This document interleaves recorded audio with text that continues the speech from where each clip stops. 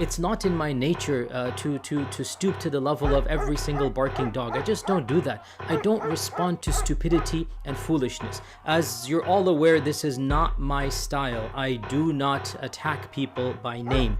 Unfortunately, I have to break that rule for this one lecture, and just for once give these idiots the smackdown that they deserve. People like Jay Smith or David Wood or their ilk. Certainly I don't feel towards him like he feels towards us. What the hell? I mean, these idiots, they are untrained, ignorant people. They are untrained, unqualified, ignorant, arrogant individuals, arrogant nincompoops. They have no integrity. They are nincompoop. Shalom, everybody. Peace of Christ to all of you. And we were learning how to speak in good manner to people. You know, there's many people here, they are rude. They call people names. We Muslims, we don't call you names. It's true we call you dog or a pig, but you deserve it. It's true we call you filthy, dirty, najis, kafir, animal, but we did not lie. It's true. We are the people who are following the light of Allah, Prophet.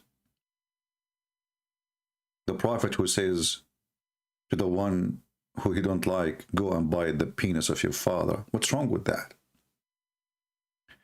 He is a son, and he is going to bite the penis of his father. Nothing wrong with that. Please learn good manner before we start.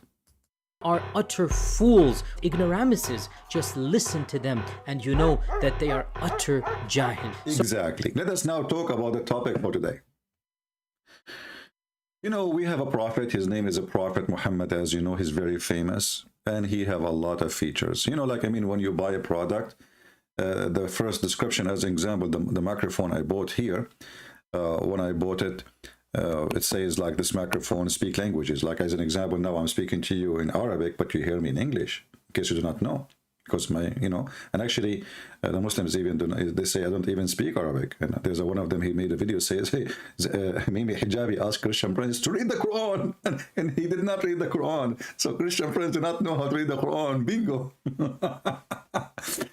Today we will show you how the Prophet is a very special person. There's many religions, many beliefs, but none of them have such a prophet. His followers defend him not by answering, but by calling people dogs, filthy, pigs, whatever. They cannot answer, they can explain anything, and, you know. One of the features of Prophet Muhammad, that he can see you forward, backward.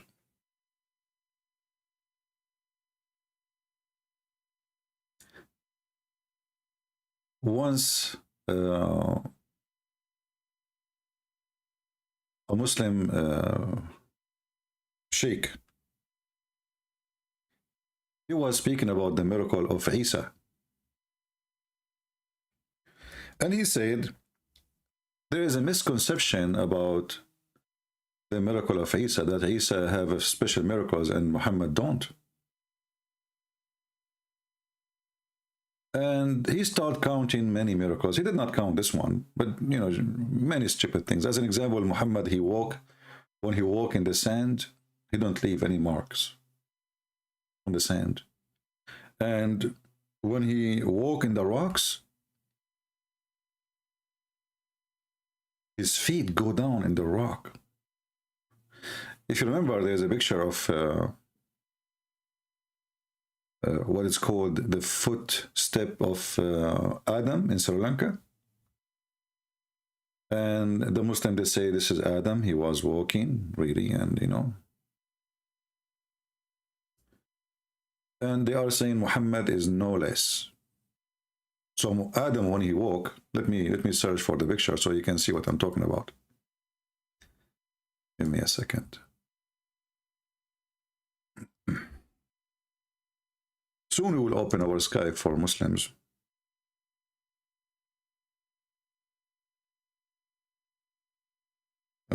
Footprint of Prophet Adam.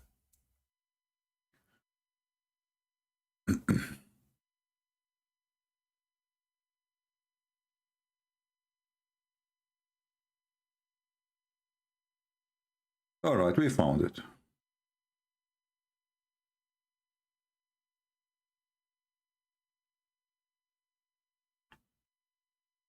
Here we go. Now, obviously, this is a Buddha temple, and the Muslims, as usual, they hijack anything. I don't know what is that. I mean, whatever it is, something stupid. If you read in the top, it says the size of foot of Prophet Adam as footprint. And the Muslim now, they are fighting with the Buddhist in Sri Lanka about this temple. The Muslim, they want to hijack it and take it as everything. And they say because Muhammad, he said when Adam, he landed down from the heaven with the parachute, the first place he stepped in, it was Sri Lanka, and then he started looking for his beloved wife, Eve, and then he found her in Jeddah. I mean, don't ask me how Muhammad, he come with this story. The only explanation that Islam is very rooted to Hindu and Buddhist belief. So Muhammad and the Muhammadan, they believe that the origin of Islam is coming from Sri Lanka. And they have a lot of crazy stuff, like, you know, so Adam, he come down to this earth, why his footstep is there, why only one footstep, like what, he was a kangaroo? Even kangaroo have 2 foot. Why there's only 1 foot? What happened to this other foot? You know, I mean, stupidity is amazing. I mean, what you can say, you know, when you are stupid, that's it. You know, there's nobody can help you. Nobody can fix you.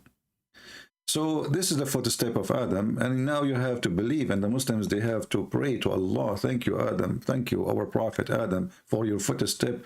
But for the sake of God, what happened to the second shoe? The prophet Adam was naked when he came to this earth. He have no shoes, brother. But okay, so he stepped in the ground. So where is the second step? Don't you see there is something missing? So there's only 1 step. Like what? He stand there. He never moved with one foot. Anyway, this is Muhammadan belief. Now we go to the story of Muhammad, the prophet who can see behind him. It says here, God messenger led us in a prayer one day. And when he finished his prayer, he faced us and he said, "Oh, people." No, he did not say that. Hold on. I think I'm mistaken.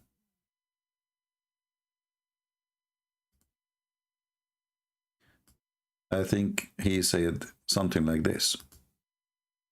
That they are utter jahil. So do you understand why it is insulting for someone like me to have to get involved with such a crowd? Yeah, someone like you, I mean, you're God coming from heaven, you know. Someone like me go down to like them, like, come on. Like, hello. Like, I mean, and the Muhammadan, by the way, they are very humble. Someone like me to answer someone like them, and that's deep. So, Yasser Kadudi, I want you to help us here in this case about your prophet. He can see behind him. So your prophet, he says, "O people, O people, I am your imam, so don't bow, prostrate yourself and stand, or go away before I do. For I see you both in front of me and behind me." And since then, the Muhammadan, they keep saying that Muhammad, he can see in his back and his front, which means he have 3 eyes. Who is a Muslim here agreeing that Muhammad, he have 3 eyes? And how Muhammad can see the back and the front? Fatima said, America, Europe, Australia are implementing blasphemy law. They call it anti-Islamophobia law. Fatima, let me tell you the bad news. Get lost. You and the law you are talking about doesn't count for us. And the proof, I am here. Use your law if you can against me. And we are not Islamophobia. We are spanking Muhammad, and this is our right to spank him. He's a filthy coward, son of Muta. He was born 4 years after his father's death. He have knowledge of nothing. He called Christians and Jews pigs and monkeys. and we have the right to make him shish kebab. So go and do your best. So now, since Muhammad, he said that, the Muslims believe that Muhammad, he have 3 eyes.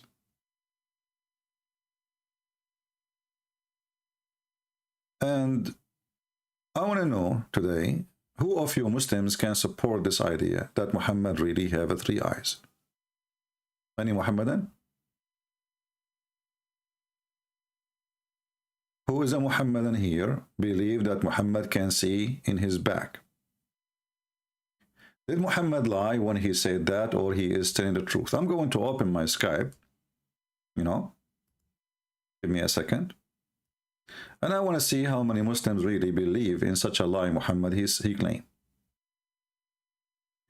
A person who can see in his back and his front, for sure he is not a normal person. Nobody can deny that. Nobody can see in his back. Muhammad, he can. So is Muhammad a human? Is he like us? If he is like us, how come he have better feature than Allah himself?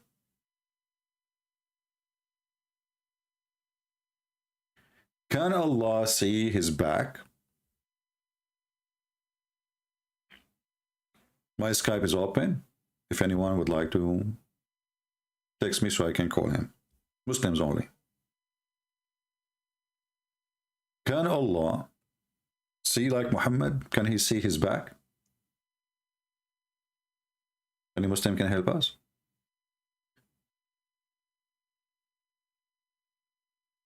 How he see? Muhammad, he said that Allah has 2 eyes. And his eyes is in the front.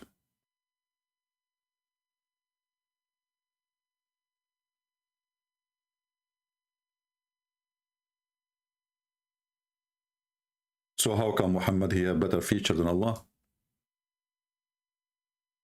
Any Muhammadan? Who is a Muslim would like to call us and tell us if Muhammad was lying, just trying to make them fear him, that he is a beast or something?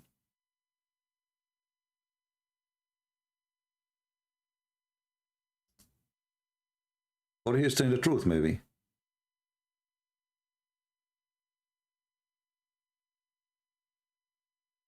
Any Muhammadan? Until now I see nothing in Skype.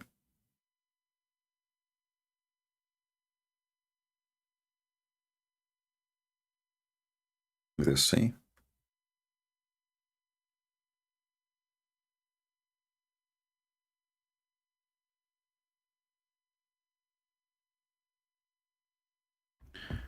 If we go to the Muslims, those who call themselves sheikhs, you know, they have they answer the Muslims about many questions, like, do Allah have 2 eyes? And for sure they confirm, yes, Allah have 2 eyes.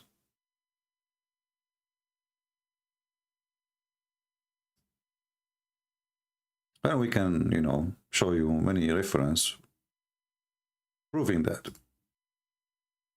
So imagine we have God who made Muhammad have 2 eyes. And he don't have eyes in his back, which means he can see only the front. We cannot find this one here in the English website. Let's see if we can find a different one.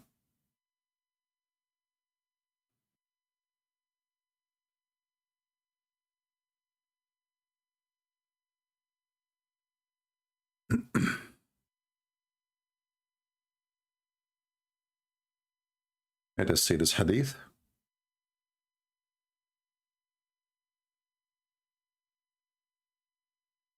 Here we go. Is that the one? Look like here we could not find it too. Let us see where we can find this one. See, this is the problem always, you know, not everything in Islamic, you know, calendar or library exists in English.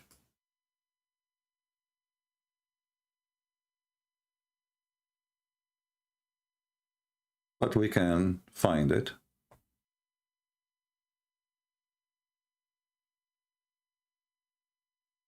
Here we go. This is a website called Ad-Durar Sunniya, which means the Sunni jewels. Look at the jewels, brother. Look at the jewels. And we can use Google Translation.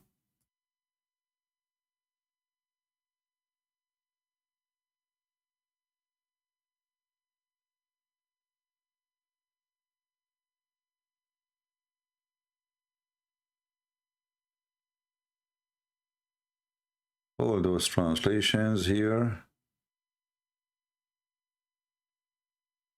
Let us see.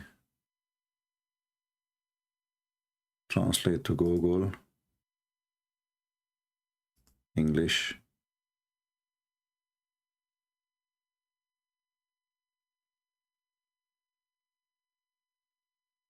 Yeah, you see the translation is really horrible here. It doesn't even show anything of what we are saying. Let us see. I didn't see the word I. Let us go to the second one. Okay, here it says that when a servant of us he pray, he stand between the two eyes of Allah. Aynayhi, two eyes. Two eyes. And there is many examples anyway that Allah have two eyes. As if you remember when Muhammad he compared between the false Messiah, the Antichrist supposedly. The Muslims they don't have really Antichrist. But they fabricate in translation, they say the Antichrist. In fact, he is the false Messiah, Al-Masih al-Dajjal, or the Messiah, the scammer or the liar, you know. And there is tons of hadith about this false Messiah Muhammad he came with. Endless. I mean, this guy, he keep talking about it. And then Muhammad, he described how Allah looked like and how this false Messiah he looked like.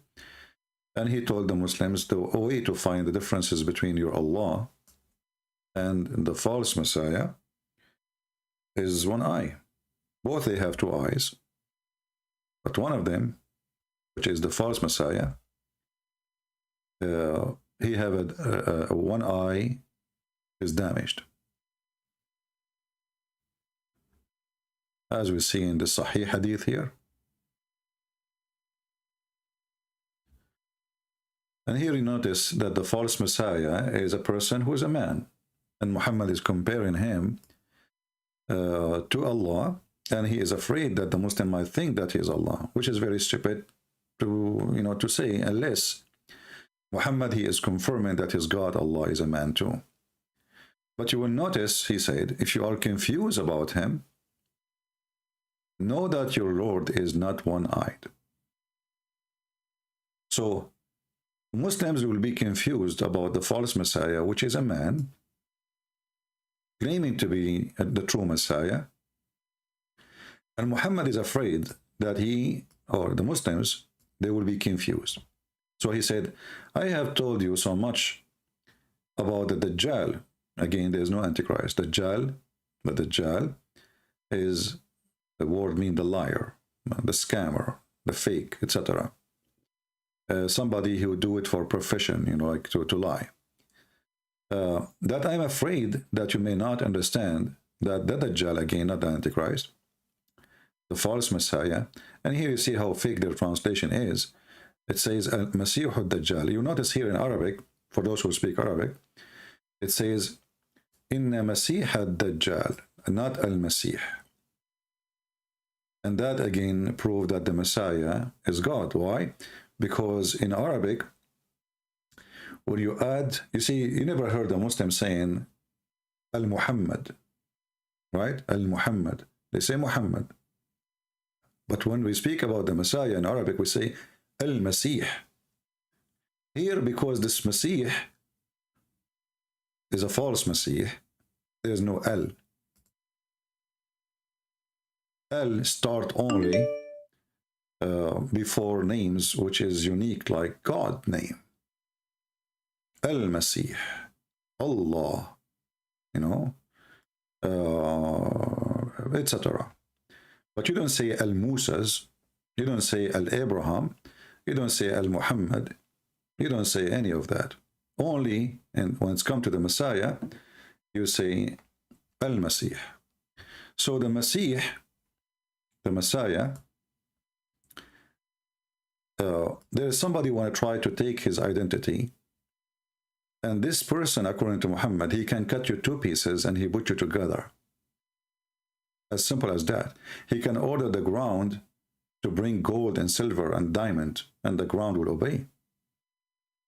So Muhammad now, after he told all those things to his people, he is afraid that the Muhammadan, they will be very confused. And they might believe that the false Messiah is Allah. And here you ask yourself, how the comparison work? If Allah is not a man anyway, so how they will be confused? Obviously, Allah is a man. I think we have somebody trying to call us, a Muslim maybe.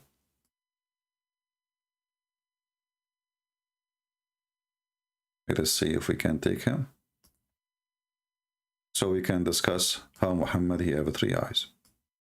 Give me a second.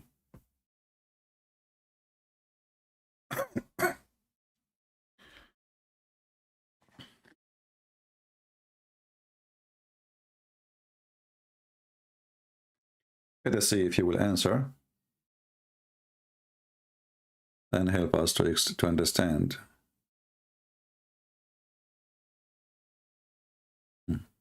He did not answer. Okay, well, we wait until we have another Abdul to talk to us. Going back to the story of Muhammad having 3 eyes.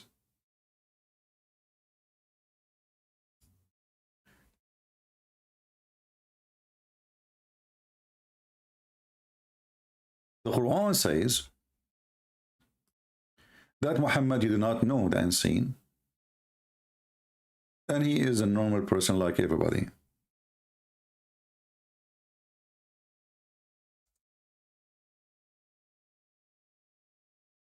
An unseen can be something I cannot see, can be something nobody can see at all, not only me. But here in this case, Muhammad, in chapter 6, verse number 50, he made it clear that, you know what, I know nothing about God. I do not know his treasure. I don't even have knowledge of the unseen. And I say not unto you, I am an angel. So he doesn't see.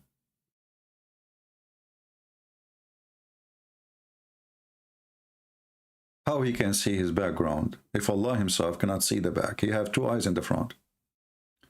Muhammad, he have no knowledge of something he cannot see. Neither he's an angel who have a special features. But yet Muhammad, he can see with a 3rd eye in his back. Any Muhammadan can explain? History of the Prophet. My friend, we heard you, trust me. Okay, there's no need to repeat the same thing. In Indonesia now, you want me to put it for you on the screen?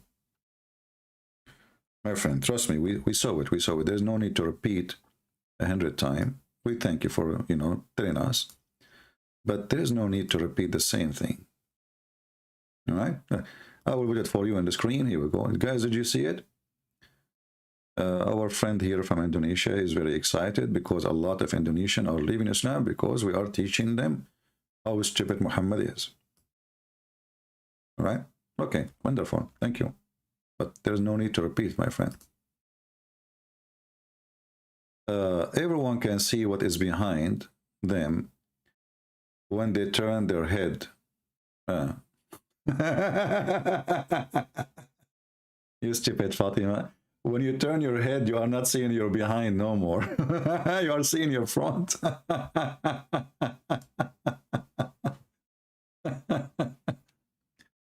And nobody can turn his head 180 degree, can you?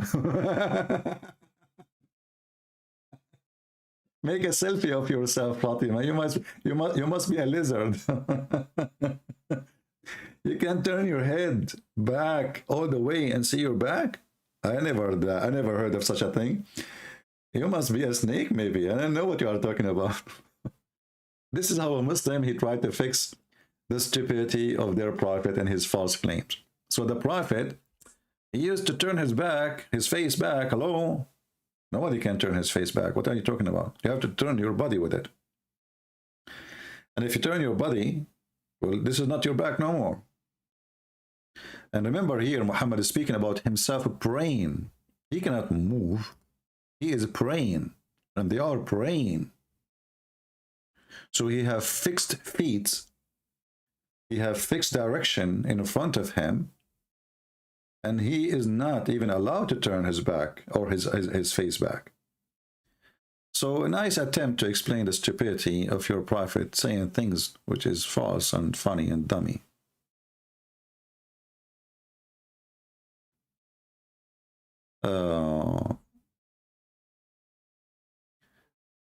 Biblica, divine, everything the Christians they believe is a pagan. Well, obviously you are a stupid idiot because you don't know what pagan is. Pagan is to believe in someone is not God as God, like an idol. You know, we don't worship idols. We believe in the living Messiah, and even the Muhammadan, they believe he is alive. So how the Messiah is not God, but yet, you know, he is in heaven, he is the judge in the judgment day, he is the one who created things according to the Quran, he is the one even who made it from the mud, the bird. He is the one who can tell you what is the unseen. You see, we just showed you how Muhammad saying, I know nothing of the unseen. I cannot tell you that I know even, I am not an angel. I do not possess the treasure of Allah. But then we find that Jesus in the same religion, like Isa, he can tell you what you hide in your houses. He can tell you even what you ate. He can tell you what you are thinking. And actually, this is proven in the Bible. When the Jews, they was to start wondering in their mind how Jesus can forgive sin. So Jesus, he said to them, he did read their mind. He said, which one is easier, to say to him, go and your sin is forgiven, or to say, go and walk, carry your bed and walk? The guy, he is disabled all his life. He cannot walk. So which one is easier? So when a foolish like you says we are pagan, that because you are stupid. Secondly, we don't worship the cross. The cross is where Jesus was killed. The cross always was a sign for criminals. But Jesus, because his blood is free from any crime, the cross became special for us. So you are ignorant again, and we don't worship crosses. Otherwise, I would be walking in the street and kissing every electric column in front of me. Anyway, the Chinese, they said he left as a donkey, never come back as a horse.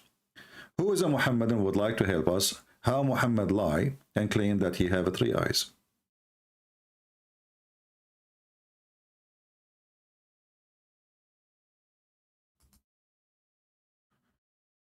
Well, you know, guys, we told you before that the cat who did walk in the Quran, he applied, I have a correction from him here. You know, he sent me an email and saying, excuse me, I am not she.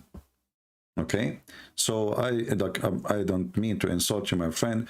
So the cat, you know, he sent us a confirmation of his gender, and even he said he is single. All right, and he take care a lot of his cleaning, and he is not like Muhammad who jump in the dirty water, have dead dogs. And he said, this is why I will never accept Muhammad to be a prophet. Not only he jumping in the water is very filthy, he is jumping with dead dogs, my enemies. You know what I mean? So I understand the situation here, that this cat, Mr. Cat here, is upset. My friend, I tell you my apology. You walk in the Quran bravely, and the Quran, Allah could not stop you. And I like your tie. It's very, very good looking. And you are very good looking too, actually. So, you know, yeah, you're right. I mean, Muhammad, he jumped in the water, have dead dogs, and women blood from period and garbage. And that's why the cat is upset. I mean, dead dogs. This guy, he lost his mind. You know, the cat saying that, not me. I'm just translating to you. Do you remember the guy who called us 2 days ago, and he says on Allah, he quoted the ant. Allah was quoting what the ant she said. Do you remember? I like that. I will make a special video actually about it. That Allah is the Quran is an ant translation quotation. The Quran is the ant translation.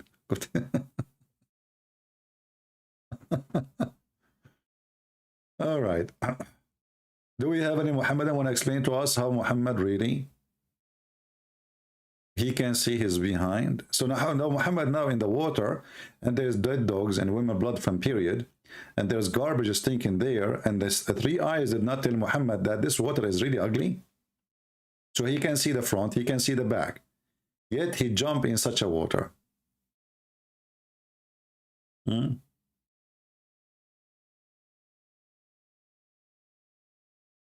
Anyone?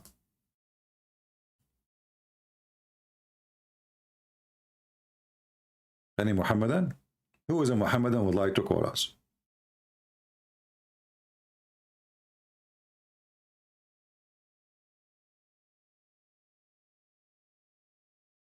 Anyone?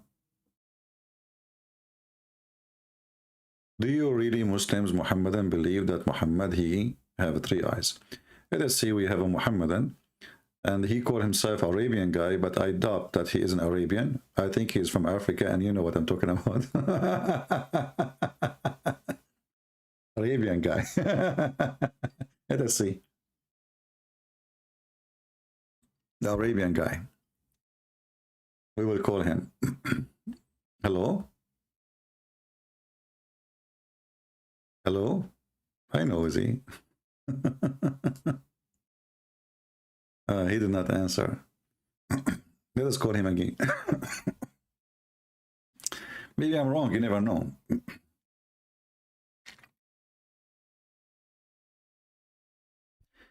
Let us try one more time.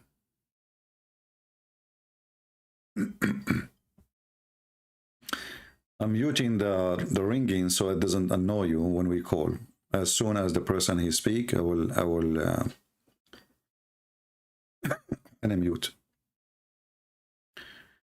Answer, my friend, answer. He isn't answering. All right, do we have any Muhammadan would like to tell us how Muhammad he have 3 eyes?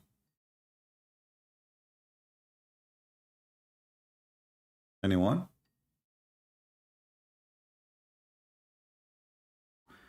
How many of you believe really that Muhammad has 3 eyes? He did not answer. How many of you truly believe that Muhammad has 3 eyes, as Muhammad he claimed?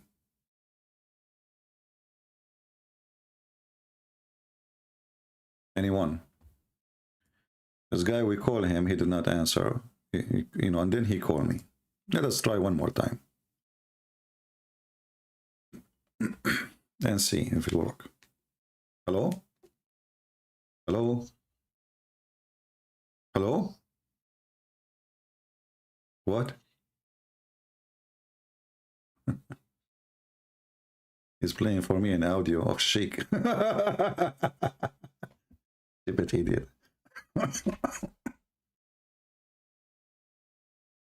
They cannot debate me.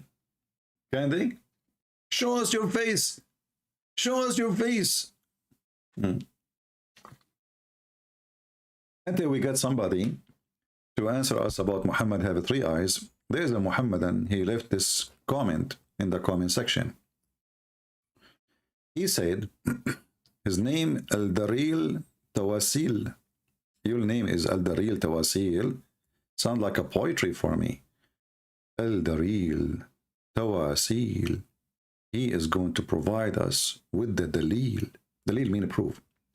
And then he said, also, there is another miracle. As he, Allah Almighty says, the sun runs not to move or walk. Look at the details, brother. The sun runs, doesn't move or walk. It run.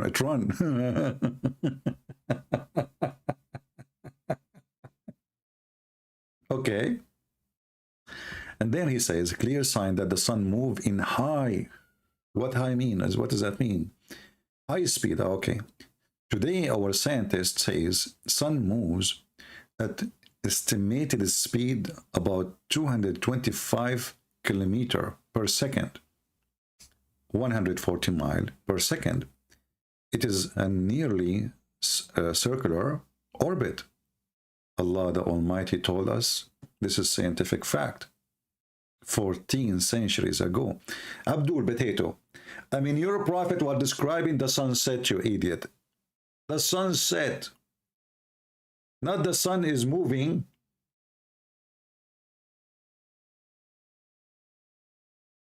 Do you see how they lie?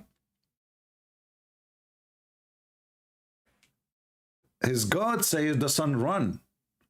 He did not say sun walk. He did not say the sun moves.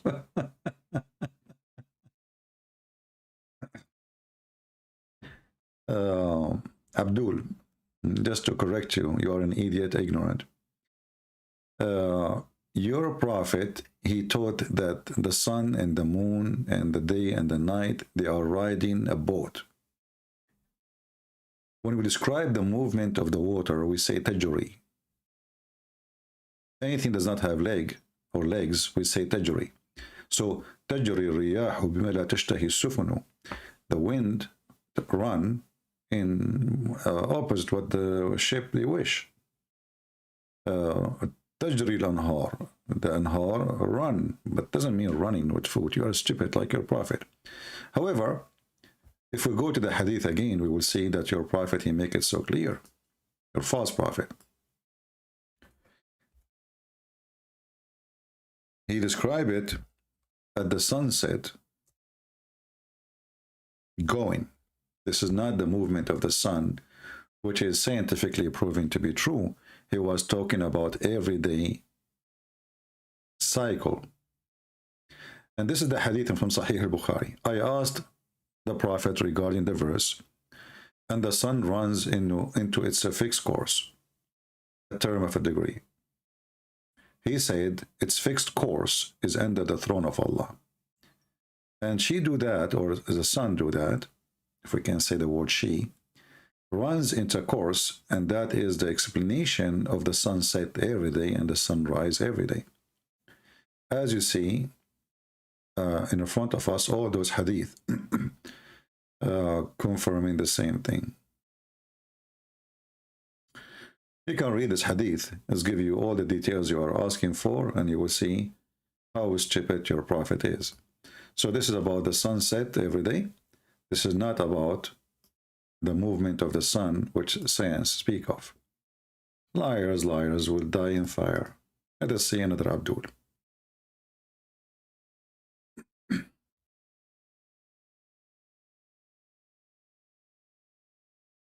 Hello? Yes, my friend, you are a Muhammadan? Yes, my brother, I am Muhammadan. Okay, can you speak louder, please? Your voice is very, very deep, you know, hard to hear. Is it okay now? Yeah, it's better now. Okay, go ahead, no problem. Better? Yeah, it's fine. So, Okay. what do you think about your prophet? He can see his back in his background. Forget about prophet. I'm asking you, why do you preach your falsehood, your false religion? I preach what? Falsehood and false religion of yours. What is my false religion of yours? What does that mean? Explain to me. The false religion where you preach that Jesus is God and he died for our sins of humanity. Let me ask you then, is that because I teach false religion, as you said, I should go to hell or I should go to heaven? I'm asking you, why do you preach the false religion? I am trying to understand, my friend. You are a smart person. I'm not like you. I don't have three eyes like your prophet. So I'm asking now, if I preach that Jesus is God, am I going to go to heaven or go to hell? You will definitely go to hell. Okay, so how your prophet with the three eyes, he said the opposite. He said that the Christians will go to heaven, Christians and Jews, chapter 2, verse number 62. I don't care. I say you will go to hell. But your prophet, he have different opinion. Are you saying your prophet is lying?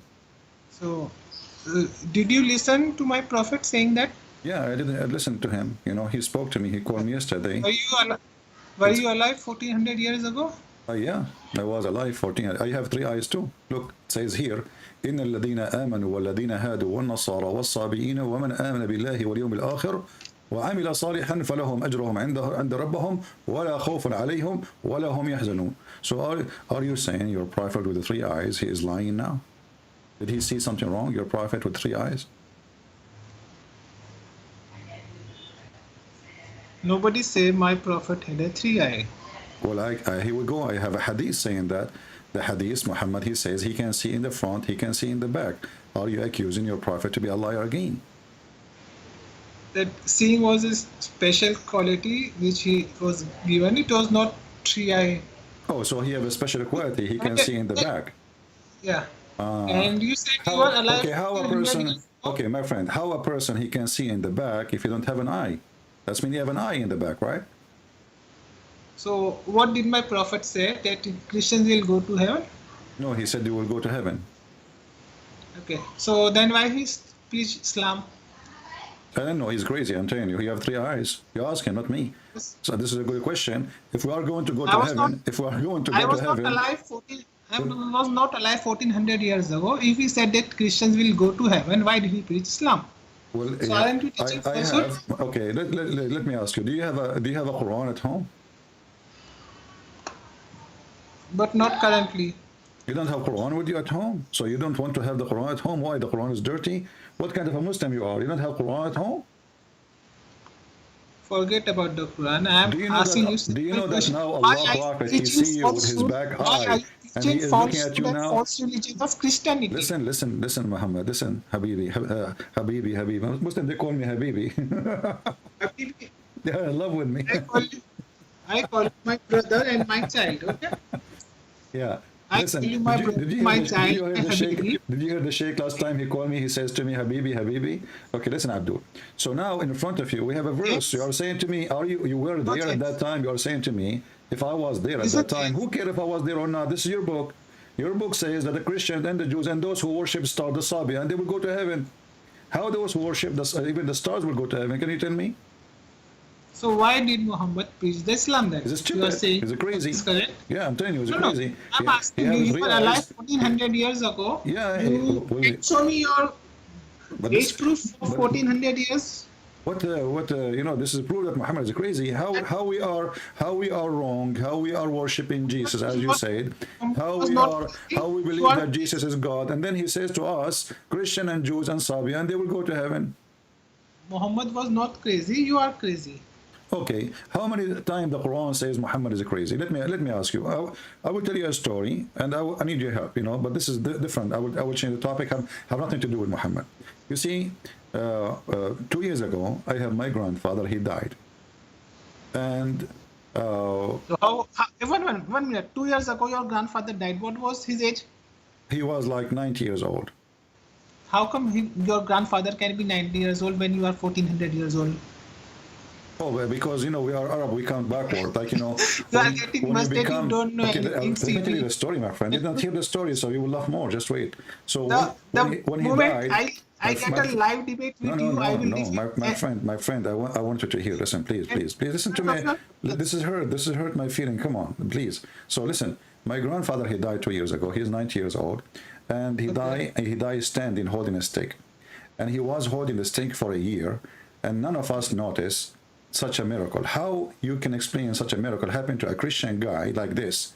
But you Muslim, you cannot have a miracle like that.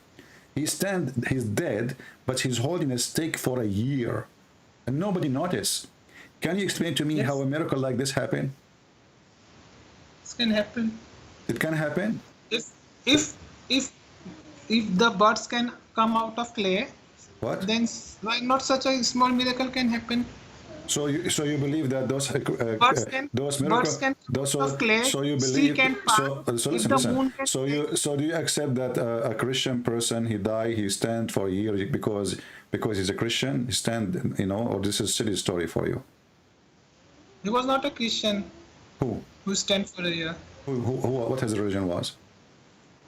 He was Muslim, He was a Muslim. What his name? Suleiman. Ah, so you know that Suleiman died standing for a year. Explain to us how Suleiman, he died standing for a year and nobody noticed, but your prophet, he died after 3 days, he stink. You explain me how did the sea parted when Moses threw the stick? Why you explain to you what? I don't understand what you are saying. If Moses throw the stick, how will the sea part? If the sea can part, then Suleiman can stand for a year or even no 100 problem, years. no problem. You see, those are okay. So how Muhammad, he died after 3 days, he stink. But we have Suleiman, and you believe in that story. He died, and he did not stink for a year. What do you think? What's the problem with Muhammad? He's so stinky. I can show you the reference right now that Muhammad, after 3 days, he stinks so badly. Even Ibn Abbas, he said, "Idfinu صاحبكم فإنه يأسن كما يأسن البشر." Bury your friend, he stink like all human they stink. So your prophet took him 3 days. His belly became, the hadith says, قد ربى بطنه, which means his belly became so big, full of fart. So he started farting, the gas coming out. So how come Suleiman, he is dead for a year and nobody noticed, even his wives, even the ministers, even the soldiers, nobody noticed. But Muhammad, after 3 days only, he stink. He didn't stay for 3 days after he died, Muhammad. What? Say again? There were no 3 days gap, what you are saying. And regarding Solomon, and he died and still 1 year the body didn't stink. You are asking me this question. No, the body didn't stink and nobody noticed. So it can happen. Everybody was so afraid of Solomon. Okay, hold on. So are you saying, No, are you saying, okay, hold on. The body of Suleiman. So do you agree that Muhammad, he stink? No, he never stink. He did not? 3 days period never passed after Muhammad died. He was immediately buried.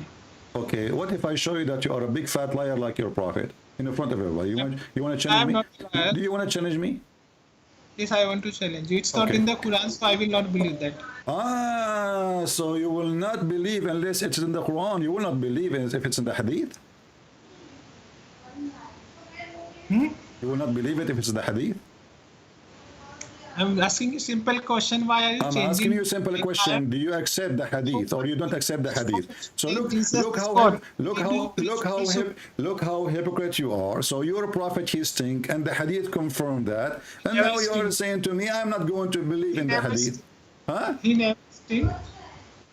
Well, okay, here we go. I will put it for you in the front of the screen. Everybody will read. And then either you prove that you are telling the truth, or I am lying. Here we go. This is the book At-Tabaqat Al-Kubra. I will put it in the screen. I don't believe this book. You show me the salvation theory from the Bible. You are just a potato. You don't have 3 eyes like the prophet. Shut up. Let me read. This is page number 267. Page number 267. Valley number 2. I'm going to use Google Translation to translate too. And you will see here that when Muhammad, he died, the Muslims, they start fighting. Even Umar, he was saying, I'm going to cut hands and mouth and tongues of those who say the prophet, he died. And then Ibn Abbas, he said, Inna Rasulullah ya'san kama ya'sanu al-bashar. Fa'idfunu sahibakum. Bury him right away. Better than making him die 100 times because he stink. It's an insult. Let me translate. Here we go. I will use Google Translation, and I want you to read and stop being a dummy. Here we go. Read for me in the screen. I don't want to read, nor do I want to believe this. Why you don't want to read, brother? Brother, Ya Habibi, my child, Yeah, show brother, me the why you salvation don't theory want from to the read? This is Bible. your Why are you book. This is using your falsehoods? what is the Why are problem? you using falsehoods of the Bible? What is the problem? What is the problem? Why you don't want to read that Muhammad he stink like all human they stink? So bury him. This is not from the Quran. This is for Who okay. cares if it's not the Quran? If all of Islam is not in the Quran. I do care. All I in do the care. all of Islam is not under the Quran. In the Quran. Here we go. It says Muhammad yasan kama. The translation is not coming good. Here it says your prophet he stinks. So the one who mentioned that is the cousin of Muhammad. He Okay, says, even if we, yeah, sanu okay, kama okay, yasun okay, bishar. So your prophet okay, he just a stink. minute. Okay, you know Hold what? on. I will go with Just you. for the sake of You argument, I said. accepted my prophet's thing.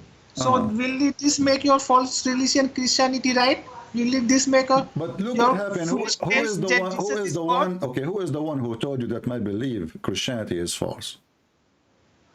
Christianity is 100% false, Okay, and but who is the one Jesus who? is God. But who is the If one who? Muhammad's thing, But will who this is the make one Jesus who God? told? Who is the one who told you that? Can you give me the name? I tell you. I tell you. You are a liar. You are just following what Muhammad said, right? I tell you, Christianity is Okay, false. hold on. Jesus Just to show you that claim Muhammad is a God is fraud false. because There is Muhammad. no salvation theory in Bible. Listen, Muhammad he said that prophets when they die, their body will never decay. And you confirm that Suleiman, when he died, his body never decayed. That's wonderful. But when we confirm that Muhammad, his body stink, that means he isn't a prophet. This is your prophet, and this is Sahih Hadith saying that Muhammad, he asked the Muslim to pray on him every Friday. They said to him, because he said, because, and your prayer will be given to me. They said, how our prayer will be given to you, and you will be dead, and your body will be decayed. He said, oh, I did not tell you that Allah forbid it, has forbidden the earth from consuming the bodies of the prophets. So your prophet he confirmed that prophets, their bodies will not be decayed. And then we find that he stink after 3 days. So he's the prophet. What do you want to say? Go ahead. So even if Muhammad was a false prophet, will it make Christianity right? Okay, now so you agree that Muhammad is a false prophet. Thank you. Will it make your false religion a No, stupid but you just religion? A agreed now. stupid belief, a right thing? Let us focus one thing at a time. So now you admitted that your prophet obviously is a fraud. I don't care. Now just say me Well, you don't care. the Who cares then? Why am I talking to false you? If you don't care, go potato. Anything speaking from your nose. Hardly I can even understand what you're saying. We showed him the Quran saying we Christians we go to heaven. He don't care. He believed that Suleiman he died standing for a year. He don't care. He said it's okay. We showed him that he's a prophet. He died and he stink after 3 days. He don't care. What kind of argument this argument is? Are you sure that your name is like not Muhammad? Is that I don't care?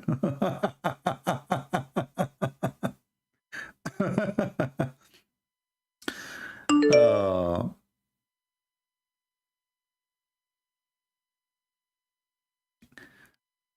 I just received this announcement. Look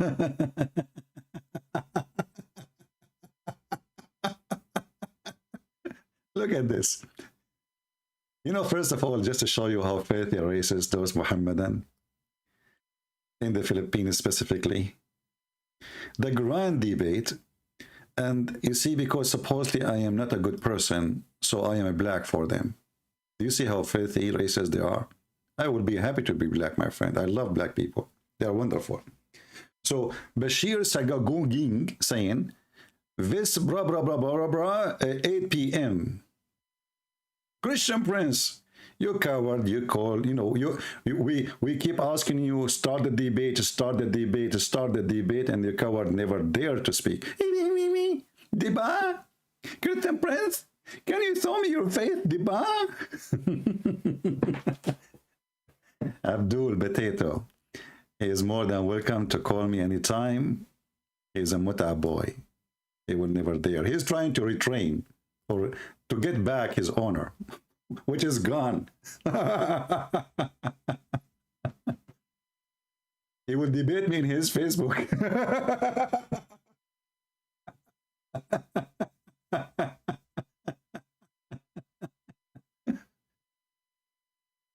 Abdul, tell him, the one who sent me this message, tell this potato, if you are a man, call him, even if you are in Skype, no, I mean in Facebook, call me in Skype, and let everybody in Facebook, anywhere, hear how stupid you are. You are just a potato.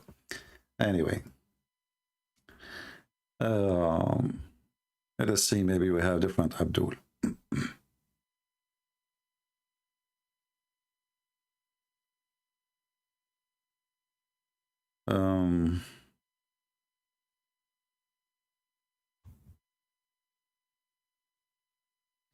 If you are not a Muslim and you are trying to call me, I will block you. All right? Let me block this person. He is not a Muslim, obviously. Any Muhammadan?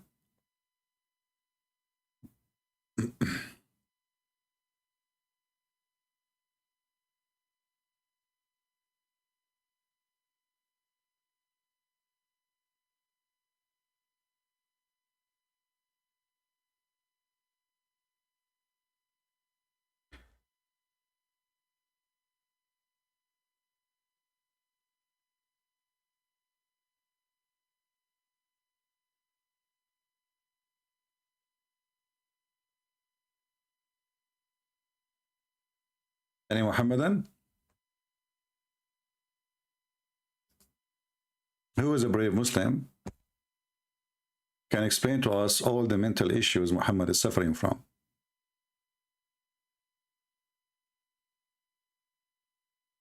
Anyone?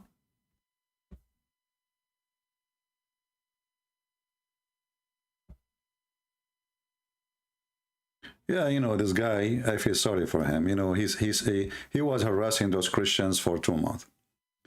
And when, you know, those Christians in Philippines, they don't know how to deal with those Muslims, obviously. They don't even know how to manage a chat. Me, myself, I was really upset from them. I mean, they let the guy talk. I don't know what he is even saying. And then somebody translate that he is telling them, he is schooling them. I want to debate you. You bring me Christian Prince. You cannot handle me. You know, you are a big deal. So here we go. Christian Prince is here. Why you run your cover? So they don't really know how to handle such a thing. They are not used to those things. They are not used to those aggressive Muhammadan. They are not really, I mean, they are aggressive maybe for the Filipinos. For me, I will make them shish kebab in 2 seconds. So me, myself, actually, I don't appreciate the way they did the schedule. First, I confirmed to them, you should not tell them that the Christian Prince is coming. They broke the promise. Number two, not only that, I found that they have a thumb in their announcement of an Arab guy will debate those guys. It's obvious. So those Filipinos, they are my brother in Christ, yes, but they are, you know, they don't fit for what they are doing. I mean, I told you, never say, I will speak to them, never mention anything about Christian princes coming. And when you say we want to speak in English, they get suspicious. Tell them we have people from around the world when you listen. That's it. And don't lie. We're not asking you to lie. They could not even hold their tongue. Even they told them, before I go, I found out, they told them that a Christian prince is going to be waiting for you. And this is why they were going crazy, barking, because they cannot make the debate happen. And look at this potato here. If you can debate a Christian prince without showing his face, why you did not do it last week?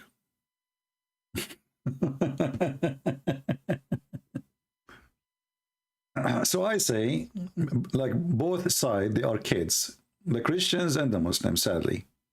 The Christian, they could not maintain their promise. They don't know how to deal with the Muslims. It doesn't matter how many times I repeated for them. Even 10 minutes before I spoke to them, I told them, don't mention, we go live on air, don't say Christian prince is coming. They did not tell me that already. They told them Christian prince is coming.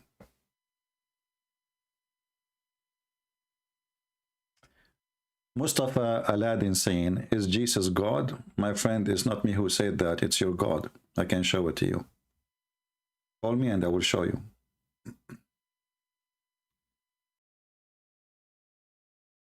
Let us see.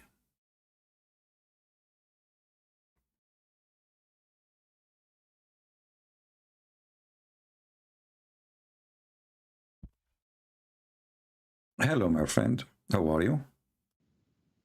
I'm doing good. How are you? I'm fine. Are you a Muslim? Yes, I'm a Muslim. That's wonderful. What do you think about your prophet? He claimed that he can see in his back. Well, yeah, I know that hadith, and yeah, that's correct. It's correct. While, So you believe he really can see in his back?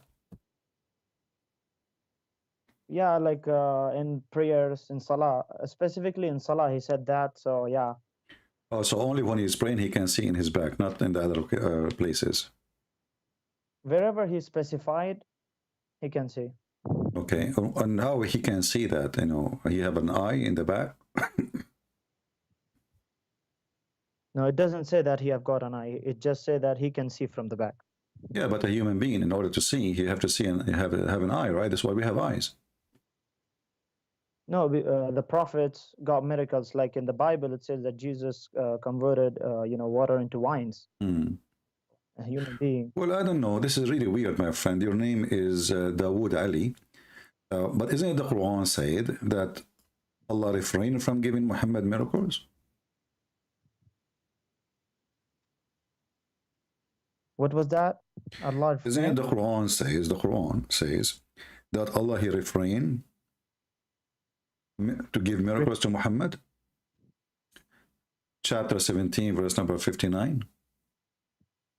No, that's a specific situation when the mushrikeen told to the prophet to show us this and that. You know, Okay. you keep No, my friend. Okay, let me ask you.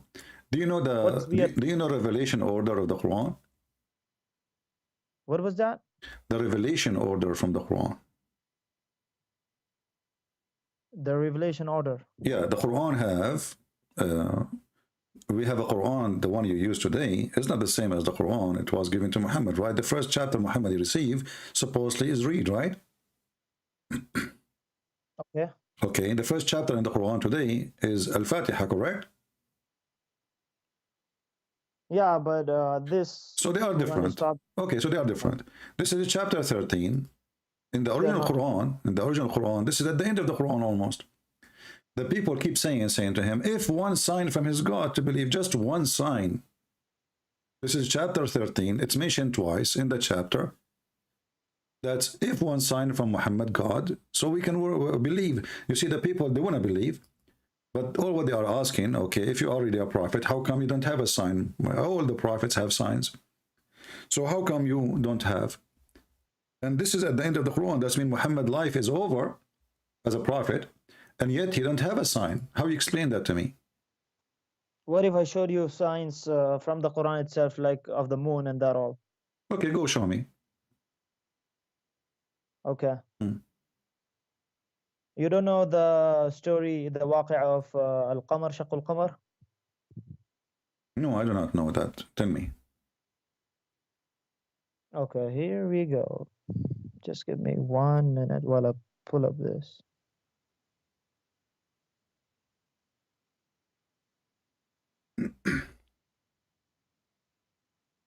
Okay, in the meanwhile, split. Yeah, I will help you. It's chapter 54. Yeah.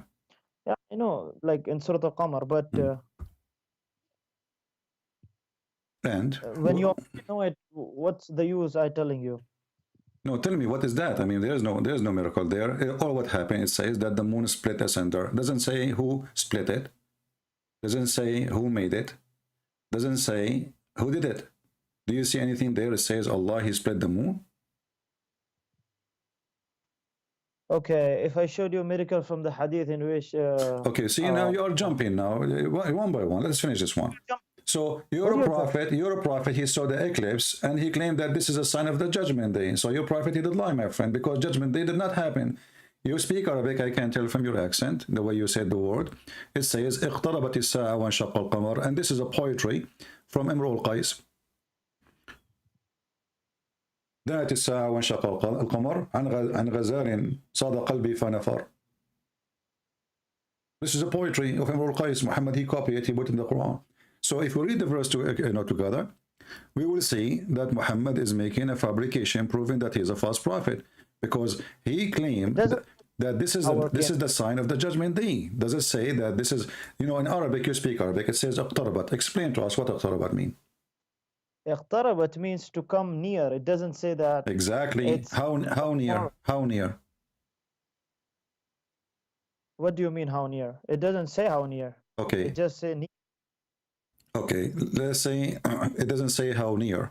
When I say getting closer and the moon is split, is that a sign that the judgment day? Isn't your prophet, he says, judgment day have 10 signs? Okay. Okay, so is this one of them? The 10 major signs. There's a small signs and there is 10 major sign. Okay, is this one of them? It's from this the signs, but it doesn't in the Quran. It doesn't say it's from the major or from the minor. My friend, if you go and read the both of them, you will see both of them, they don't fit. So your prophet, he himself, he gave signs, like there is, as you say, there is the one, the big ones and the small one, right? Alamat al-Sa'a al-Kubra wa Sura. Okay, so now if we go to Alamat al-Sa'a al-Kubra, they are 10. Do you agree? Yeah. Okay, but this is what he said. This is from Alamat al-Sa'a al-Kubra, and this is the last thing will happen. Okay, so what's wrong in it? So this will happen a day before the judgment day. So what? Yeah, it's gonna happen. So what? A day before the judgment day, a day. Yeah, what are you trying to prove? According to your prophet, that the sun is going to rise from the west, and then the sun, what we call the eclipse, or whatever you call it, khusuf al-mashriq, is going to happen after the sun appear from the west. Okay, so what are you trying to prove? This is a contradiction. This is, here we go, this is happen, supposedly this will happen, and then the judgment day will happen right away, and all the miracles will happen before, including the sun is coming from the west, smoke, the beast will appear, and people of Gog and Magog, and even before all of that, the Messiah will come, and the Dajjal before the Messiah come. Okay, so you're trying to prove a contradiction? Is that what you're saying? Well, your prophet, he cannot maintain his story, because if this is the order, well, the order is false then, because this has happened already 1400 years ago. This one, the hour of judgment is near. Yeah, it happened already. It happened 1400 years ago, right? No. Okay, which one? The moon split? My friend, let us read together. You know, this is Sahih Hadith. It says here, the signs of the hour, is going to happen. And you are the one who said there's 10 small and 10 big, right? Those are the big one. We can look at the small one. We will find none of them is the moon splitting. So look at this. The last hour, will come, and those are there appear 10 signs before it. The rising of the sun in its place of setting. So the sun will appear from the west. This is number one. The coming forth of the beast. The coming forth of Gog and Magog. The Dajjal, the Antichrist, and the false Messiah. And then the descent of the son of Maryam, Jesus, all right? Then the smoke, and then the three collapse of the earth. And then one in the west and one in the east. Okay, so where is the sun, where is the moon's cleft and is going to split asunder, and this is a sign of the judgment day? It's not.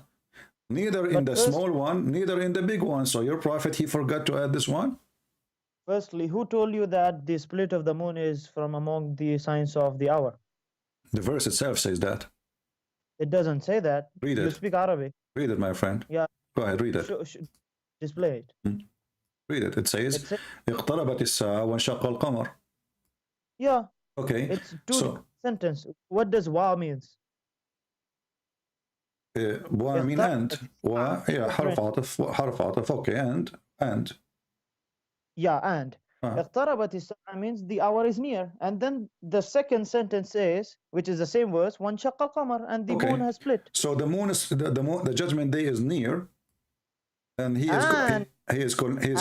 but he is connecting that because of the incident, which is the moon splitting, correct? No, it is not connecting. Who said that? So the moon is splitting. So what the connection in the sentence between the moon splitting and the judgment day is near? Why do we add and in a sentence? And is to tell why it's happening. So the judgment day is near, and the moon is splitting asunder. You speak Arabic? Yeah. So your prophet, he claimed that the judgment day is near and nothing happened. So this is a false. Secondly, it says here that Allah he split the moon, correct? The moon has been split, yeah. Okay. By Allah. Is it? What? Is it? Is it what? Is it split? Do we have a split moon?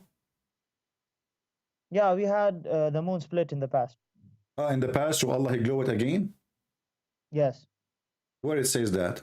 Are you making things up now? No, it says وانشق القمر that the moon has been split. Okay, so it says, no problem. It says it's been split, but never said that Allah glow it again. Show me. Yeah, the verse doesn't mention that. Okay, so you are making things up. So this is a proof that this is a lie. So Muhammad, he saw eclipse and he went crazy, and he believed that this is the sunset, is a sign, the eclipse is the moon splitting. Yeah, if you're trying to show, a contradiction, you should be the last person speaking about contradictions. My friend, I'm not showing contradiction. I'm showing madness here. This is not contradiction. Muhammad claimed to be a prophet. A few minutes ago, you were saying a contradiction because the hour was not mentioned here, and everything here is my friend. I'm not showing a contradiction. All your religion is a contradiction. You see, remember, it's you who mentioned to me, you want to prove to me a miracle from Muhammad, and then we discover that it's not a miracle, nothing happened. Doesn't even say who is the one who did that. So now, if let us say, my friend, let us say the moon is destroyed, not only like split, destroyed. Okay, can I say the moon is split and my God, he did that? What is the proof? What do you mean? What is the proof? Can you prove a miracle? Well, what is the miracle here? What is the miracle? What is the miracle? What is the miracle? The moon is split. That's a big miracle. Listen, I will go with you. So, are you confirming to me that this is a miracle? Yeah, moon splitting is not a miracle, is what you're saying. Okay, so no, look what happened. Look what happened. As long you are saying that this is a miracle, and we have verses came after it, long after those verses, says Allah refrained from sending miracles. So how Allah already sent a miracle, and then in chapter 17, which came long after that chapter, remember the Quran is not in order now. So we have a chapter 17, came way after the chapter of Al-Qamar, according to Revelation. That Surah Al-Isra, which is chapter 17, is Makki and not Madani. Do you know that? My friend, shall I show you? Do you know that Surah Al-Isra let us see, is Makki? Let us see what you Muslim says. I don't care. Madani, huh? Makki, huh? Okay. Here we go. You mean it's Madani? What is the number? What is the number according to Revelation of a chapter of Al-Isra? Go ahead. I'm asking you, as long as you know it's Madani. It's Makki, not Madani. Makki, sorry. Yeah, what is the order of it? Of course, I'll not be remembering the accurate number. Okay, according to your website, here we go, I will show you. It is 50, sorry. Okay. Okay, now we go to Al-Qamar, the one we are talking about. Al-Qamar in the Quran today is 54, correct? Yes, why don't you display it on the screen? It's in the screen. It is in the screen. Okay, it's coming late. Okay. So as you see here, Al-Isra, it says Meccan, right? Do you see it? Yes, I do see it. Okay. The Revelation, according to Revelation, it's number 50. According to the Quran today is number 17. Mm-hmm. Okay, now let us see the chapter of the moon, which is number 54.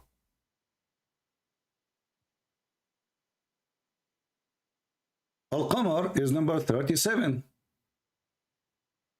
Okay. Okay, so now we have one came Are you long joking? after. Listen. The chapter which says Allah he refrained from sending miracle is number 50. The one who says Allah he split the moon is number 37. So long after 37, Allah he confirmed that he never did a miracle. He refrained from sending miracles. Are you really joking, or you don't have knowledge about it? My friend, I'm showing you numbers from your website. Yeah, let me tell you. You might know that in the long surahs there are a lot of ayat, and every ayah is not revealed in the same time. So there are ayahs which are revealed now. It is you who confirmed to me that it is Mecca and all of it. Who care? It is you who jump. It is you who jump. It is you who jump. And he said to me, well, this is Meccan. Don't you know that? Right? So as long it's Meccan, doesn't matter where it came. And as long this is the order of revelation, it is 50. It's 50. No, this is a website. Okay, it's a Muslim what a website? What a website? Wait. Do you know what does it say? Let us see what happened now. Let us see what happened, my friend. Let us see what happened. According to you, and this is a proof that Islam is a lie, that you Muslims, you change location of verses, correct? What? You just said that the chapter of Al-Isra was given to Muhammad in Mecca. Surah Al-Isra, yeah. The verses of the starting is given in Mecca. Subhanallah asra bi. All right. So it's given to Muhammad in Mecca. And then there is verses in the chapter of Al-Isra is not from Mecca time. Yeah, that's what I'm trying to explain you. Okay, my friend, that's wonderful. Read with me here. It says except 26, 32, 33, 57, 73, and 80. Those are from Medina. The verse I just showed you, it's number 59. None of them. Yeah, that's it. What that's it? What that's it? My friend, what that's it? So this is not an exception. So this was revealed really in the same the rest of the chapters, you know, the same as the chapter revealed. It is number 50. So number 50 was revealed way after number 30. Huh? Means it's a Makki. The ayah which you showed me, which it is 59, which means it's Makki, right? Okay. Confirm. Okay. And show us go to the same website, which is Surah Al-Qamar. Do you know, show us where Surah Al-Baqarah is revealed? What's the number in this website? What so Baqarah? That we can confirm. What Baqarah? We are not talking about Baqarah. No, show us what number the website is showing. Here we go. Al-Isra is number 50, according to Revelation. It's number 17 in the Quran today. And it's showing us exactly how many verses they were exception, and none of them is the one we are talking about. Correct, which means it's Makki, the one you showed. Exactly. So who cares now? So it's number 50. It's 50. Okay, where is Surah Al-Baqarah? Show us. Here we go. We go to Al-Baqarah. It's 37. Okay. And do you know that there are verses of which was revealed in the ending of the prophethood of Surah Al-Baqarah? Who cares? We are talking about Al-Baqarah now. We are mixing. This is Al-Qamar. Chapter. It's chapter number 37. It is chapter number 37, and the verse verse number 1. My friend, don't mix things up. So, did Al-Qamar happen before or after Al-Isra? Sure, go ahead. I'm asking you, is the split of the moon happen before or after the Isra? What would it prove? Will it prove that there is no miracle? Allah, he says, I refrain from sending miracles. So Muhammad, he did not go anywhere. You see, just to show you, my friend, just to show you how stupid the Quran is. Look, listen. What is the name of the chapter? Al-Isra, correct? Al-Isra. Yes. Okay, what Isra mean? What Isra mean? What do you mean, the night journey? Okay, the night journey, isn't it? This is a miracle itself.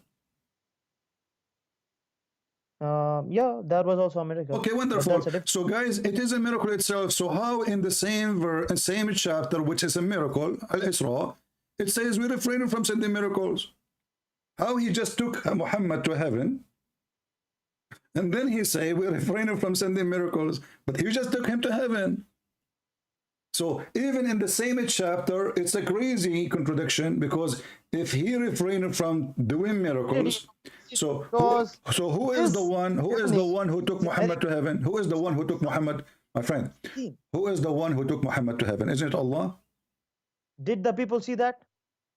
Oh, so nobody saw it. Nobody saw it, right? Okay. And what So- does this was? And nothing has prevented us from sending signs, except that the former people denied them, and we gave Thamud and She Camel as a visible sign, but they wronged her. So you are saying that nobody saw the miracle. I like that. You know, I did miracle yesterday. I can't talk about it. It's very big. And now you are saying to me that Allah, when he say he refrained from sending miracle, this is why he don't count this one, because he never saw, nobody saw it. Nobody saw it when Prophet went to But tell isn't them. it a miracle? They denied it. But isn't it a miracle to go to heaven? Yeah, it's a miracle. Where does it say that we are not? But given he a single said, miracle? we refrain from sending ayat. It doesn't say we refrain. It says, and nothing stops My us friend, from yeah. sending the ayah, Okay. but that the So he was stopped. He was stopped. وَمَا مَنَعَنَا أَن نُرْسِلَ بِالْآيَاتِ إِلَّا أَن كَذَّبَ بِهَا الْأَوَّلُونَ. So nothing refrain us from sending proofs and miracles, except people, they accuse them to be lies. But you believe that Muhammad went to the seventh heaven, right?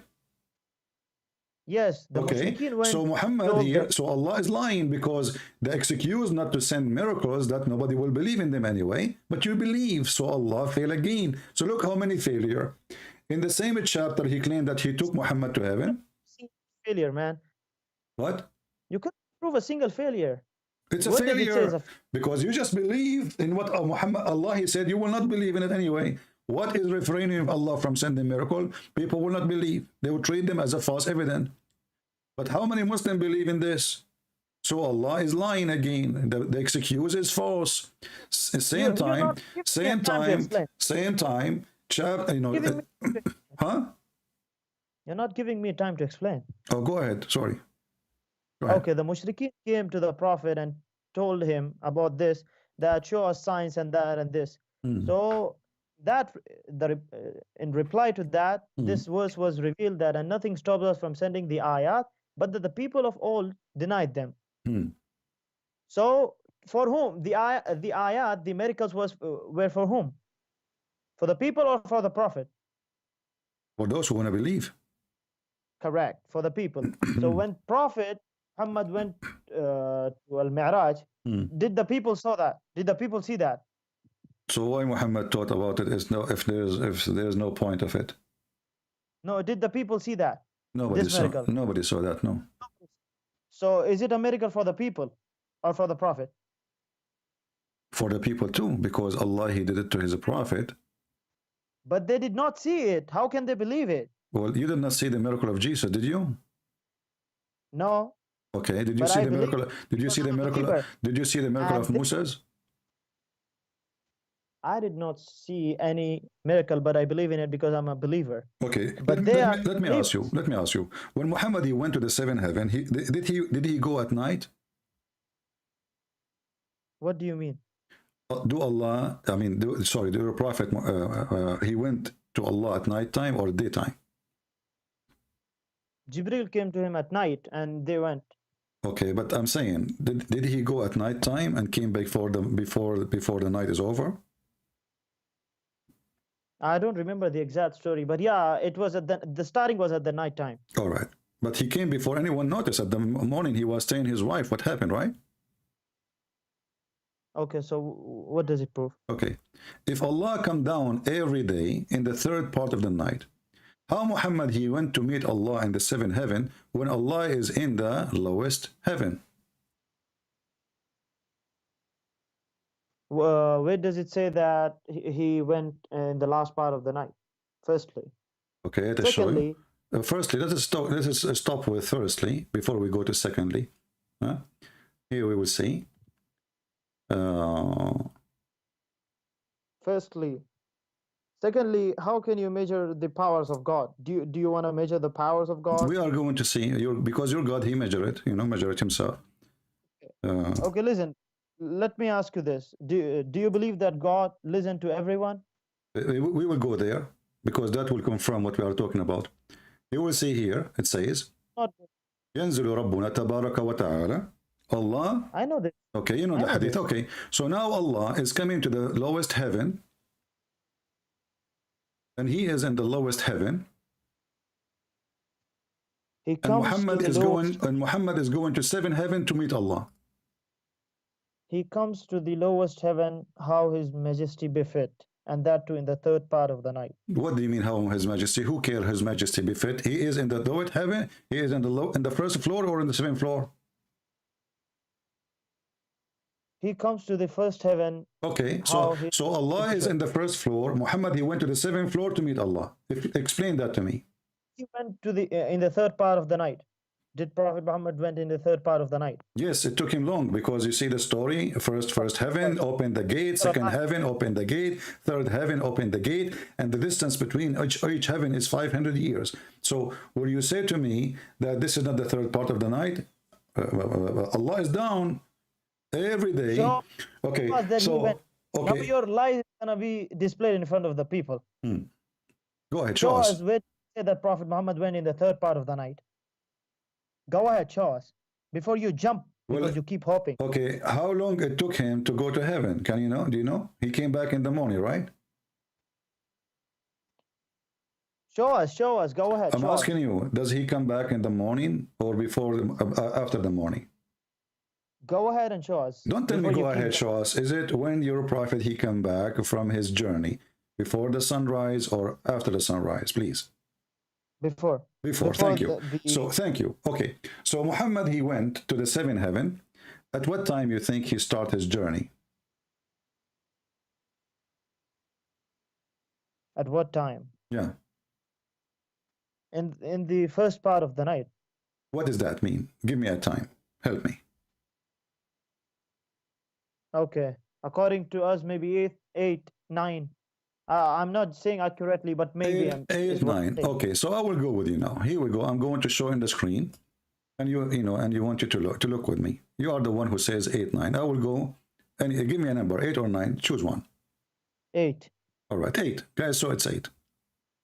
So now here we have Muhammad. He went up to heaven. He started his journey at 8 o'clock. Let me type the number 8.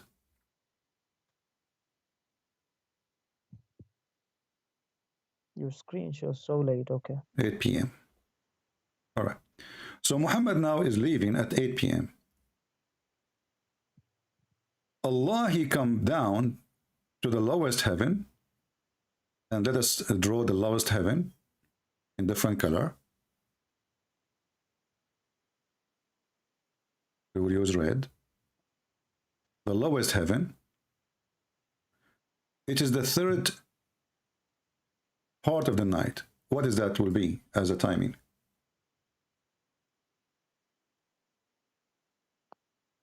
What do you mean? What is the time of the third part of the night? Yeah.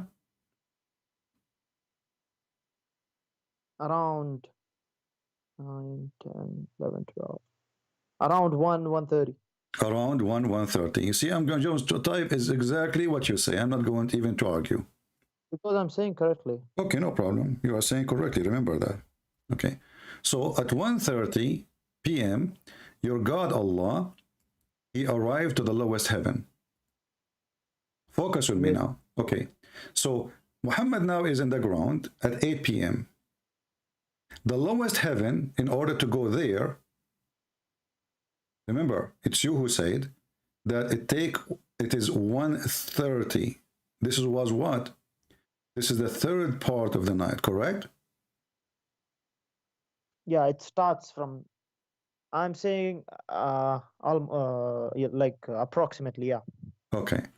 So for Allah, when Allah he come down, he come in the third part of the night. He start moving, he come down, right? It doesn't say that. No, Whatever it says his that. No, read with me. Read with me. It says he descends every night to the lowest heaven when 1/3 of the night. This is when he descend. This is when the moment he descend. Okay, yeah, he descends. Okay. With His Majesty befit, yeah. All right. So this is when Allah he decide to go down at 1:30 a.m. in the morning, as you said. Now, the heaven is 7 heaven, correct? Yes. All right. So now we have, this is the lowest in red. This is the second. This is the third. This is the fourth.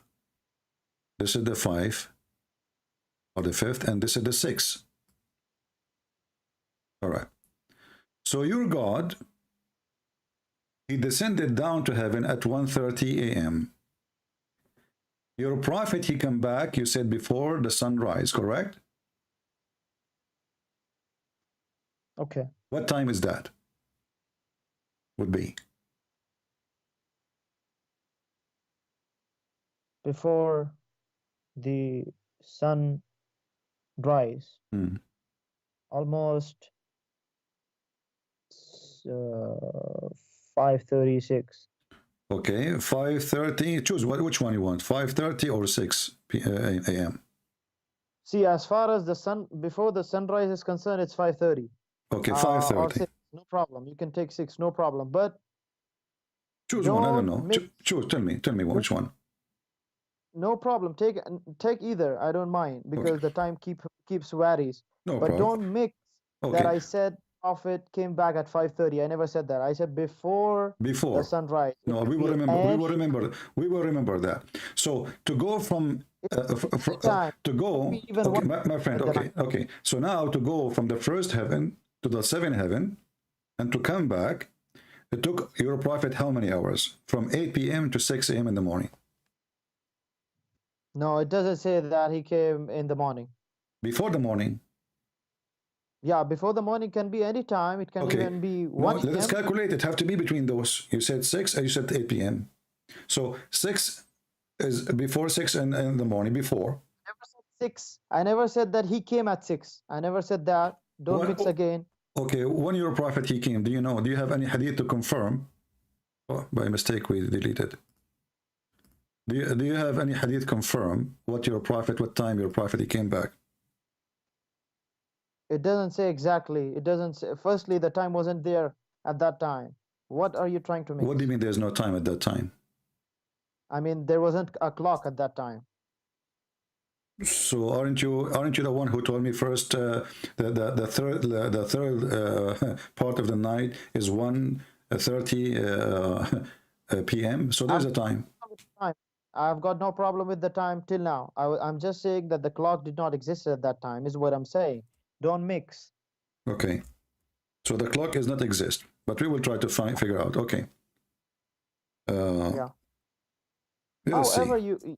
however, chances you want to take, you can take, but you can't find a contradiction here because you should be the last person actually. Okay, just wait.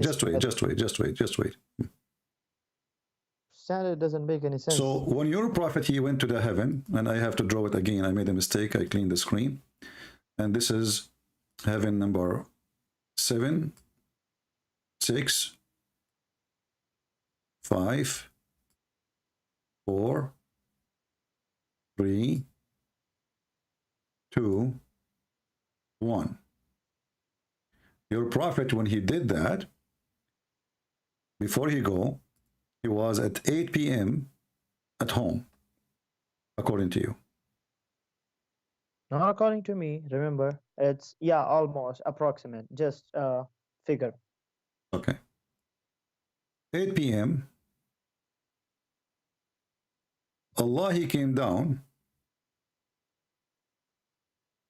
at 1:30. I will have to type it down again because by mistake we deleted. 8 p.m. This is when your prophet he went up to heaven. Allah, he came and down and he descended in the lowest heaven at 1:30. 1:30 a.m.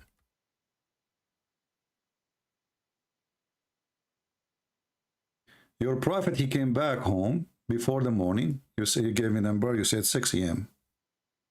I said 6 a.m. the sunrise. Don't mix. I did not say that 6 he came back. No problem. What does that mean? Well, give me a number, my friend. When he came, Muhammad, he came back.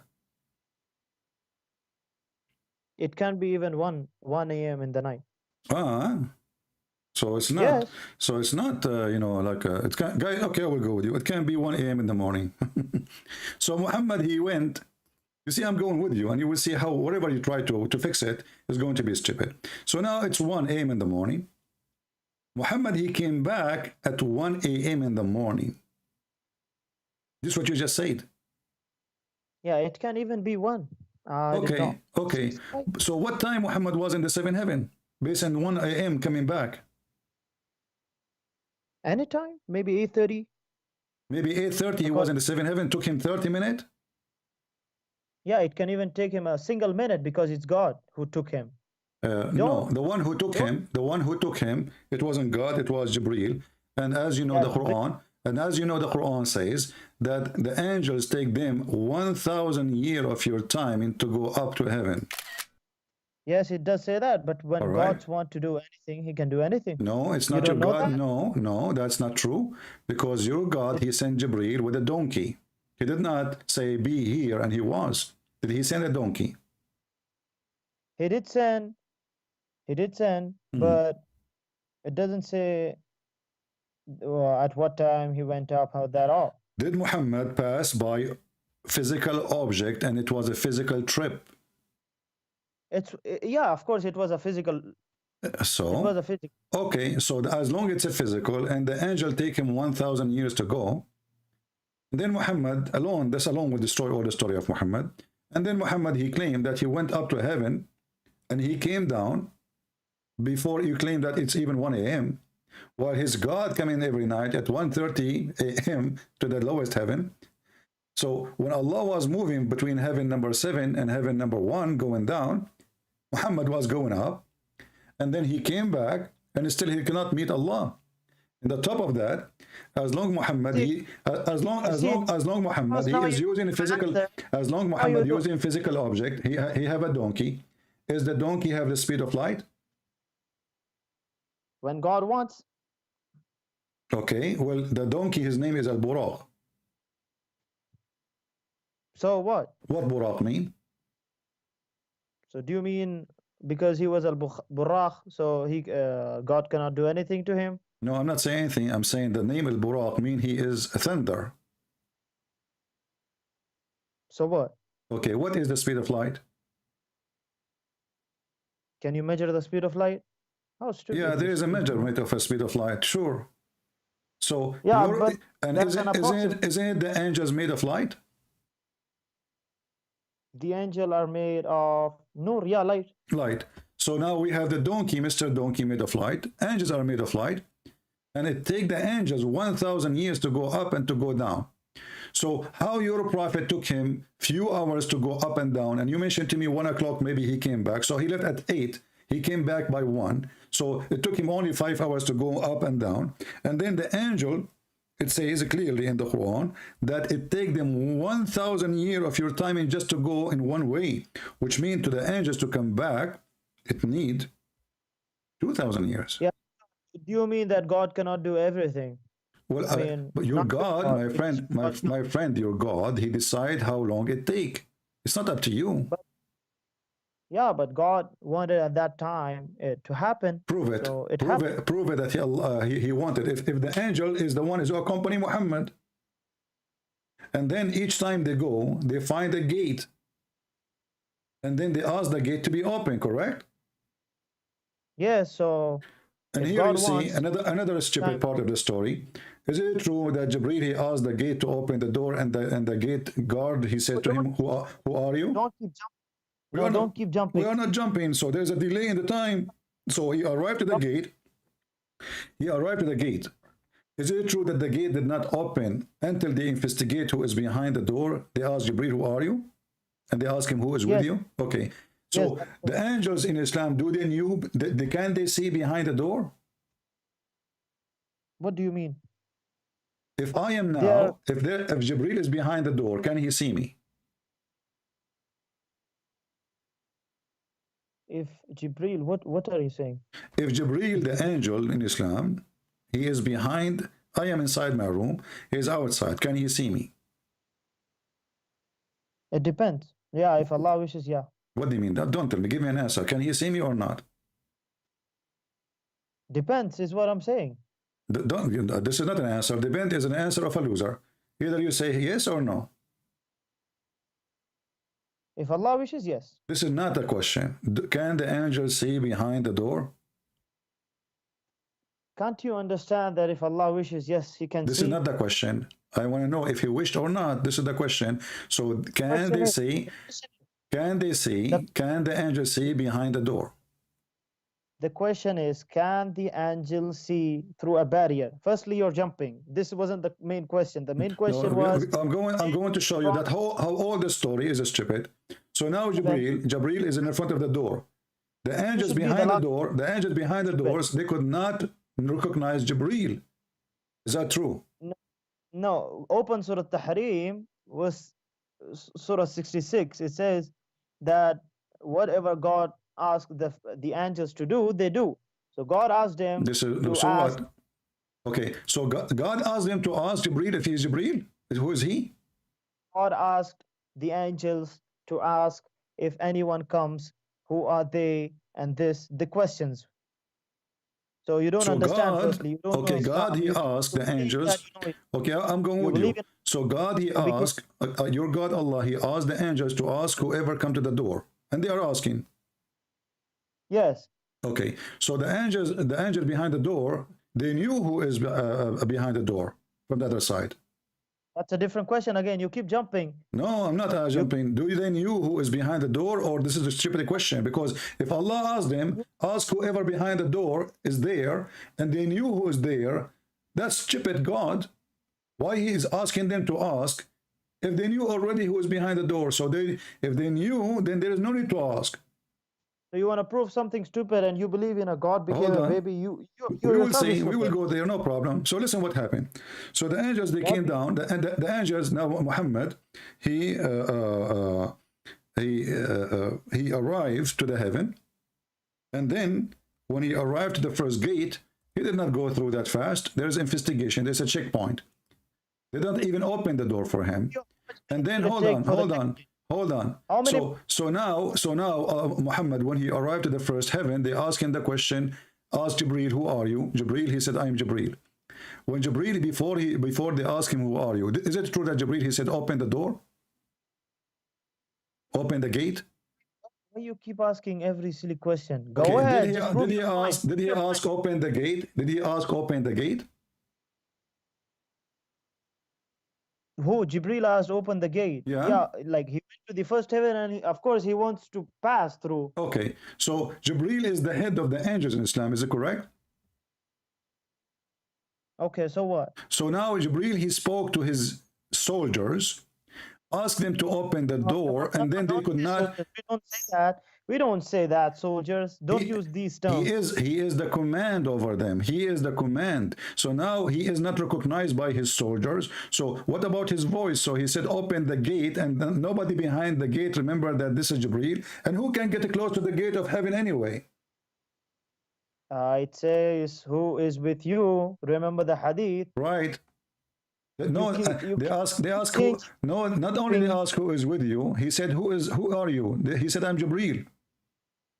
I know that because the Quran says, shidadun, ghiladun shidad la ya'sun Allah ma amarahum wa yaf'aluna ma no problem. So now he is in the front of the door, and yet the angels do not know that this is Jibril. No, it doesn't say that. It says that la ya'sun Allah. So whatever Allah commands, this is not the question. This is not the question. No. Did they ask? Okay, did they figure out who is Jibril when Jibril arrived to the gate? Are you gonna go into their heart and see? Why do you keep asking silly questions, by the way? Why don't you prove your point? Read. Even if you prove Gabriel asked for the gate. Gabriel asked for the gate to be open, and it was said, who is he? So what? Okay, so now the angels, they could not recognize the voice of Jibreel. So does it mean Islam is false because they did not No, recognize hold on. Is the voice of angels are the same as the voice of anyone? It doesn't say that. I'm asking you, is the voice of angels are the same as anyone? The angels sometimes become human, so it depends. He is a human now?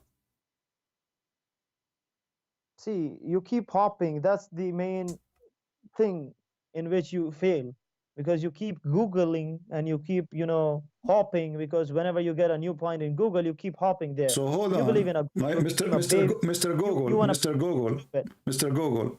So the angels, they did not listen, they did not like recognize Jibreel. They asked him who is he. He said, I am Jibreel. What is the proof that he is Jibreel? What do you mean? What's the proof? I can be behind the gate and I can say I'm Jibreel. No, you can't go till there. Thank you very much. You see, you got yourself in trouble. You cannot go there. So what the gate for if nobody can go there anyway? What is the gate for? Because Allah wanted the gate there. Do you want to question God? But you just said nobody can go there anyway. God wanted gates to be there. Do you want to question this God? This is not the question. If nobody can go there anyway, only the angels they can go there. So what this story is about? If nobody can go there anyway, so if somebody want to come, he have to come with the angels, and that by the approval of Allah. So the whole investigation, the whole story is stupid. Now let us continue. So then when Allah Prophet, he went inside, he found Isa and Moses and Adam in the heaven. Is that correct? And even Abraham. Is that correct?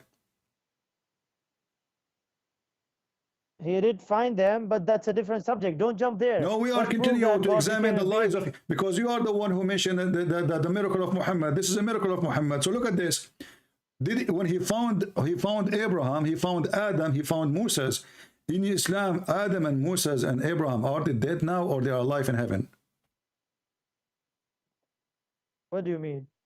Is Abraham is alive? Is Adam is alive? Is Moses is alive right now? Musa alayhi salam is not alive in this dunya. He's alive in al-barzakh. So how? And we don't know how. Okay, so how he saw Abraham and Adam and Moses there? Because you're stupid and you don't know that they're alive in the hereafter and in the barzakh. They are alive in the hereafter. Is Muhammad is alive in the hereafter now? In the barzakh. Al-barzakh. So he is not in the grave. Do you know al-barzakh? Firstly, I'm asking you. Do you know what is the grave is? Yeah, of course. It's a shibr. Is Muhammad is in the grave or not? What does it prove? You said barzakh. You said the prophet will be in the barzakh. Is the barzakh is the same as the grave? Do you mean there is no barzakh in the grave? Are you saying that the barzakh is the one under our feet? I did not say that. Okay, I'm asking you again. So think smart. You said that those are the prophet are living in the hereafter in the barzakh. You just said that. Hereafter. Are they in the grave under our feet in the ground, or they are in barzakh? They are in the grave, and in the grave there is a life called al-barzakh. If you don't know, for your kind information. Okay, thank you very much. So your prophet did not go to heaven, he went to the barzakh. What do you mean? You just said they are in the barzakh. Do you mean that? Do you know even the life of barzakh? Listen, Muhammadan. Listen, I asked you, where are they now? You said they are in the barzakh. Did you say that or I'm lying? You keep talking. You keep talking. Is it true that you say that they are living in the barzakh right now? Can I speak now? Go ahead. Okay. So there is a life in the grave called al-barzakh, and we don't know about al-barzakh. It can be that they are in a different life, maybe in the heavens, maybe. What maybe? Don't tell me the story of maybe. Don't jump. Wait, let me answer. Maybe. I want you to confirm to me. Are they in heaven? Don't tell me maybe. You see, you Muslims, you lie to yourself non-stop. Because heaven is a place where people who they are resurrected from death already there. Heaven is not the grave. Heaven is not in the earth. Grave is down in the earth. Is the barzakh is in heaven? Can I talk now? Yeah, go ahead. Yeah, I give you the mic to talk. You tell me maybe. I don't want maybe. Is the barzakh? I want to confirm. Where is the barzakh located? Now can I speak now? Wait a minute. There is a life in a grave called al-barzakh. Yeah. And of course, as I told you about the ruh and something else, there is no much knowledge given to us. So al-barzakh is a life which is not spoken about a lot. So it can be a life either in heaven or in different places, depending on Allah wants the person to be. Let's make it simple. Is your prophet now is in al-barzakh or in the grave? It's a simple answer. So you're asking me, when you make tea, do you require water or milk? Of course, I require two of them. Listen to the question. Where is your prophet now? So the answer is, in the grave itself, there is a life called al-barzakh. It's life. It's called. It's life. It's a life. A life. I know you're Googling something now. Yeah. And you're hop and jump. Uh-huh. So before that, let us laugh at you. You're a prophet, he says. You're a prophet, he says, I am the first one who Allah will open his grave from. You know that, and he's gonna see Moses. That's a different question. So how he is the first one, how he, okay, hold on. You just said he will be the first one open from the grave and he will see Moses, correct? No, I knew you wanted to jump. No, Wait. we are trying to find where Muhammad is. I asked you, you said he's in al-barzakh. So is he in al-barzakh or is he in the grave? I knew you wanted to jump. Will you prove to us how God became a baby? Is he in the grave or he is in the barzakh? You believe in a God became baby and you now want to become a baby. We will go and talk about it, no problem. Even your Quran, chapter 19, chapter 19, verse number 19, it says that Jesus is holy. Jesus, he said, Assalamu alayya yawma wulidtu wa yawma amutu wa yawma ub'athu hayya. He did not say, somebody says peace on me. He said peace on me, and only God can do that. And your Quran prove you wrong. Again. So Muhammad is Muhammad. Yeah, Assalamu alayya yawma amutu. Yeah, you're trying to this topic now, but we'll go there, I promise you. You know? No. I promise you. So now listen, was Muhammad is the first one to go from the grave, and you just say that he saw Moses? Yeah, I know that, but I know you want to jump also. No, hold on. How he is the first one, the grave will open for him and he will see Moses in front of him alive? God became a baby, someone changed his nappy. This is not the question. You see, you are now trying to run away from the stupidity of your prophet. Is it true that the first one who will come from the grave is Muhammad? Yes or no? Why do you keep hopping? Is it true or not? Because I ask you about where is Muhammad, because trying to find this story. Muhammad, he saw Moses and Adam and Abraham in heaven. Isa, we can let it go because Muslims believe that Isa is alive in heaven, no problem. But here, Muhammad, when he saw Adam and Moses in heaven, he met them where? Did he met them in the barzakh or he met them in heaven? Did I not explain you that in barzakh itself there can be heaven? You keep running, you keep beating around the bush. Explain to me, I want to give me a reference, please. Here we go. Because everybody will laugh at you in 2 seconds. I wanted to show me that the barzakh we are talking about is located in the heaven. Go ahead. As I told you, that's a different life. This is not the question. When you say something, you have to say it based in your prophet teaching. Show me where it says that the barzakh located in the heaven of Allah. There is 7 heavens. In which heaven of them? And where you get this information from? No, will you prove that God became a baby first? You see, from the beginning you start talking about this because you're afraid. So now you are in the corner. Your prophet is a liar. He did not go anywhere. And you're a prophet. He never saw Adam and Moses in there because this is against Islam. This is against Islam because Muhammad himself, he claimed that the first one will be resurrected from the grave. It's him. I know you want to hang up. Will you prove that God became a baby? I will not hang up on you. We are having fun. So when you're a prophet, he says, I am the first one to be resurrected. And then he see Moses. That means Moses is not Muhammad who is the first one to be resurrected. How he will be the first one? How he is the first one to be resurrected? And then he see Moses in front of him. You see, you so-called Christian prince, you keep running and you keep jumping. That's the main problem. This is the main problem. So I am the first one will be resurrected from the grave, and then I will find Moses standing in front of me. So why do you keep jumping firstly? This wasn't the question. So is Moses now in the barzakh or he is in the heaven? Don't you understand? Are you a chicken or what? Let us see who is the chicken. Don't talk about chicken. I can show you the hadith that your God Allah, he sits in the top of a chicken, a rooster. Don't go there. And that will lead us to ask, when Muhammad he went to the seventh heaven, did he go through the rooster? Because Allah sitting in the top of the rooster. So again, I ask you, please, when you're a prophet, he went to heaven. Did he see Moses and Adam and Abraham in heaven or in the barzakh? The barzakh itself have got a life, and that's a different life. This is not the question. Is the barzakh, let us make it simple for you. I need to repeat the question a billion times. Is the barzakh is located in the seventh heaven of Allah? Muhammad, he mentioned he went to first heaven, second heaven, third heaven, etc. And each heaven he see a prophet. So are you saying that the barzakh is the same as the first heaven, seventh heaven, third heaven, etc.? Are you saying that? I did not say that. Why do you keep tell me, okay, so tell me the answer.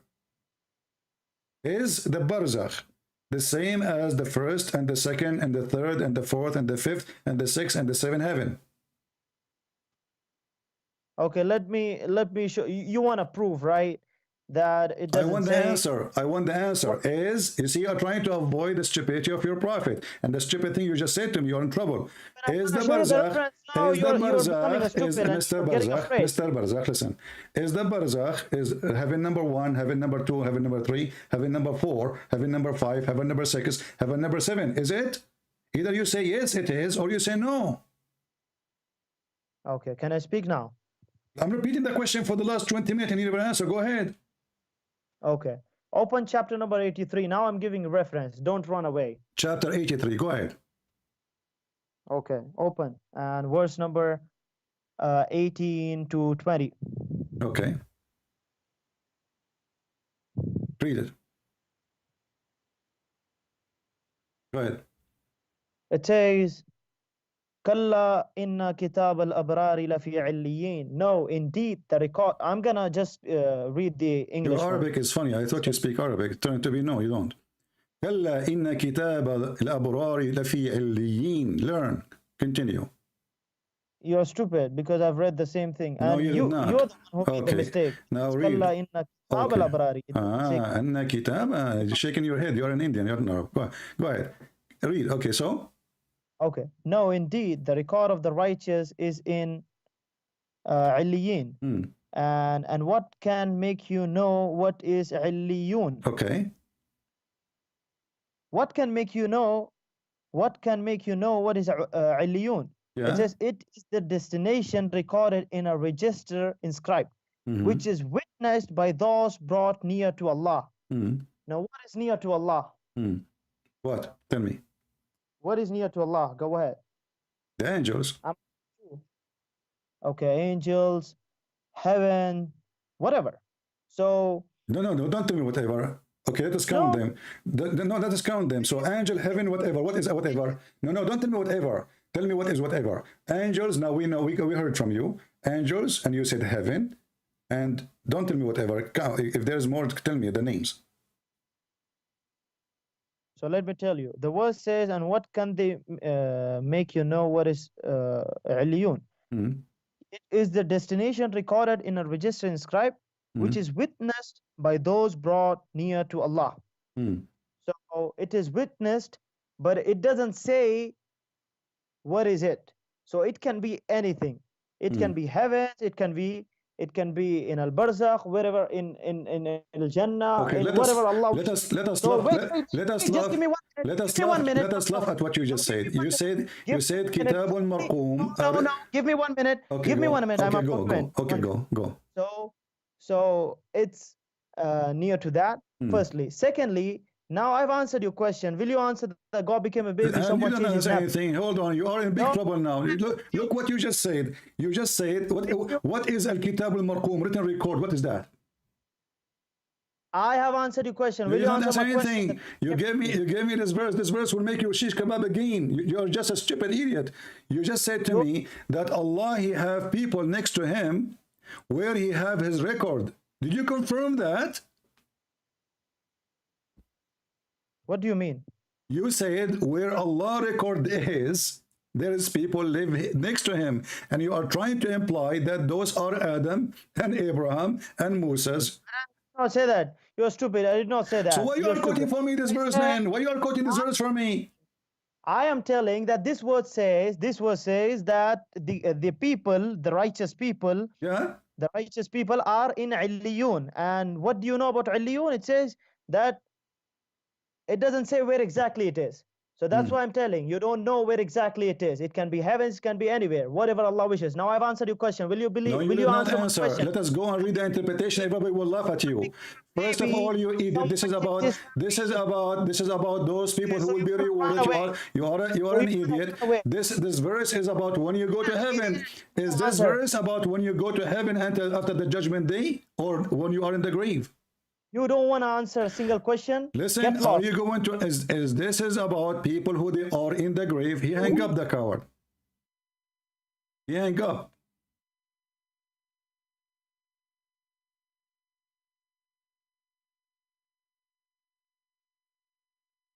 What does have to do with our topic anyway? And now you got your God in more poo-poo. Because if you are saying that the angel, the prophet, you see, when I said to him, are you implying that those are the prophet, they are in heaven now? He said, I did not say that. So why you are quoting for this? You know, we are talking about where Adam and where is Abraham and where is Moses now? And then you went to Google and you search and you found that the Quran says that those who they have their righteousness, they are in Illiyun. And what Illiyun mean, you idiot? Illiyun is coming from the word Ali, high.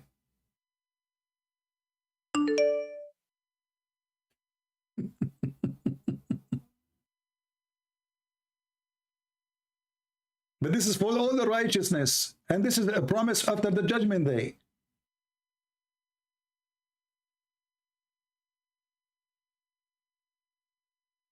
Same time, your God is a stupid. How they are close to it, and this is a book recording their destiny,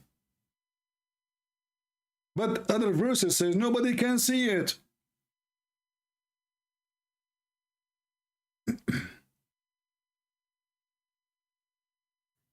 And this is a promise about the judgment day. If we go right now to Ibn Kathir, he will get you busted and he will make everybody laugh at you. Call me back so we can laugh. Chapter 83, verse number 18. Let us laugh.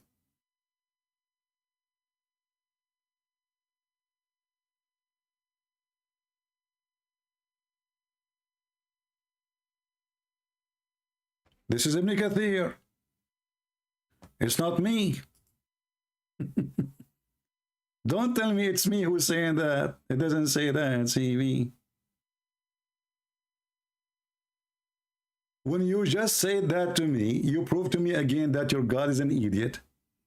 Because according to your God in different place, Allah, he put the board, the record of Allah, between the eyes of the angel Jibreel. And nobody can see it, even the angel, sorry, Israfil. Even Israfil himself cannot see it.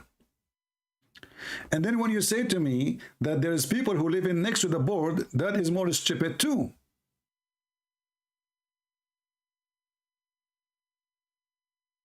Especially when you are trying to confirm to me that the righteous people, they live there, as if they are already there, when the Quran confirmed clearly that there is a day, it's called the Day of Judgment. And after resurrection, people will be judged. And after judgment, they will go in the Sirat. Some people, their feet will be burned. Some people, their half of their body will be burned. Some of them, they will be, most of their, to the head, they will be in the fire. And some, they will go fast. But this is a proof that Muhammad is a fraud. This is mean paradise. I asked him 1,000 times, is the barzakh, is the paradise? He refused to say. I said, okay, so what is the barzakh? He decided to quote for me this verse. But this verse proved that it's paradise, or talking about paradise. So why you choose this verse? It is you who's searching Google and people are laughing at you now. So Muhammad, he went to the seventh heaven to see and he saw the prophet, and then the angels cannot recognize who is behind the door, and they asked Jibreel, who is there? Who is there? Jibreel said, it's me, Jibreel. They said, who is with, is there somebody with you? He said, yeah, this guy, his name is Muhammad. What a childish story. He went in the heaven, he found Adam crying. He asked Jibreel, who is this guy? He said, this is Adam. Adam, he looked at the right, he laughed. He looked at the left, he cried. What a horrible day for Adam. I mean, this guy is spending his life doing that. He looked at the right, he cried. At the right, he laughed. He looked at the left, he cried. So he asked him why he's doing that, why he's crying and laughing. He says, when he look at the right, he see people who want to go to heaven. When he look at the left, he see people will go to hell, so he cry for his children.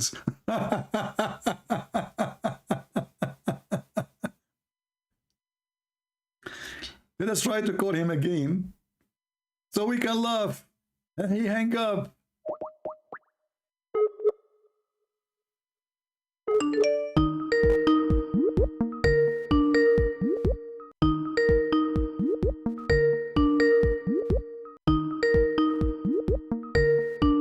I don't think he will answer.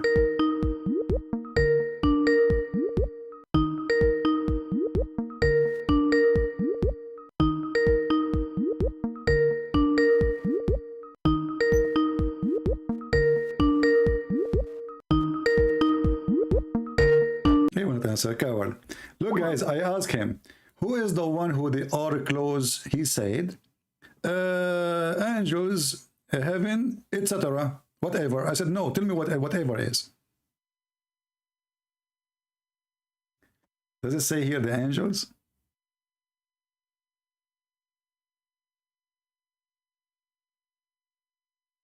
The verse after it have nothing to do with this.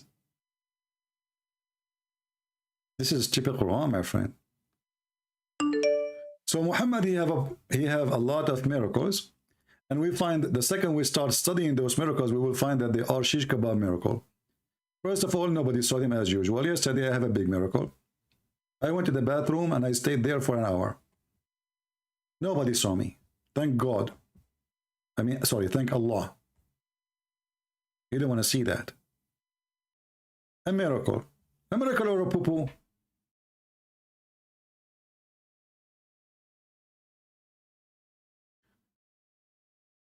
Let us see this guy, he keep calling.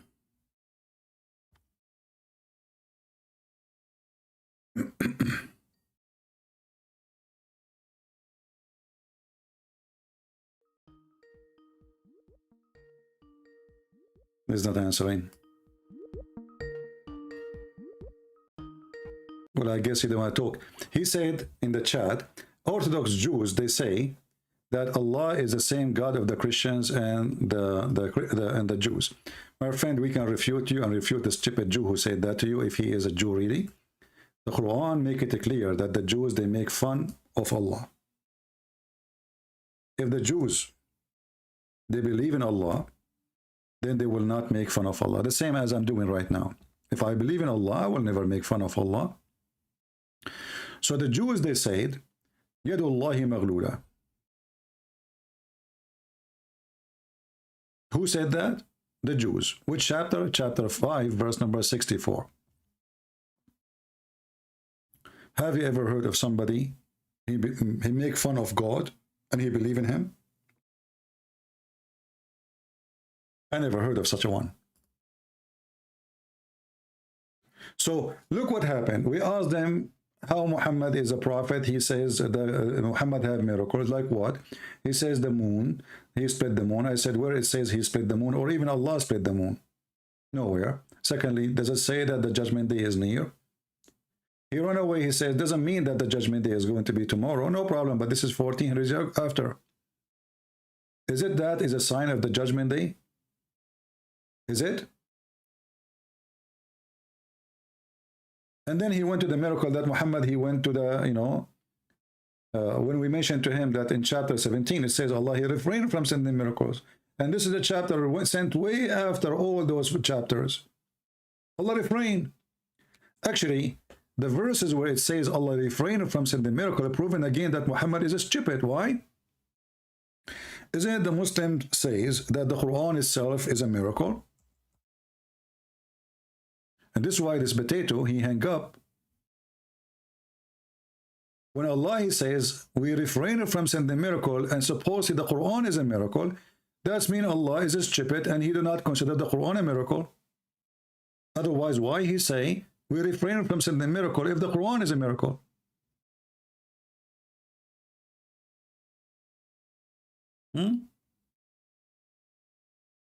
A Muhammadan saying, remember the 100 lie of CP?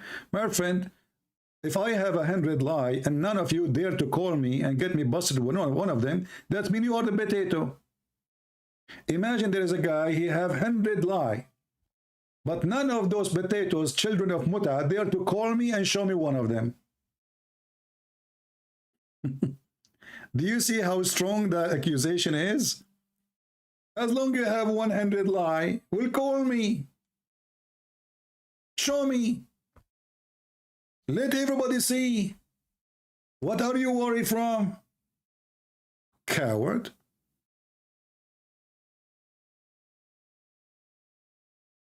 You should be happy there's lies so you can get me busted easy.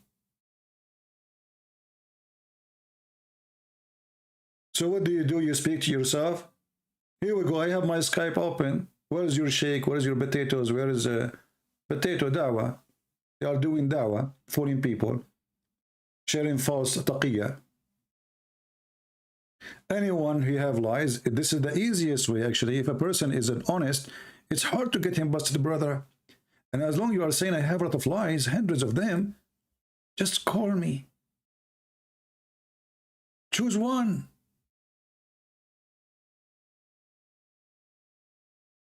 Can't you? The perfect dawah wanted to call me. No problem, my friend. My Skype is open. Let him text me.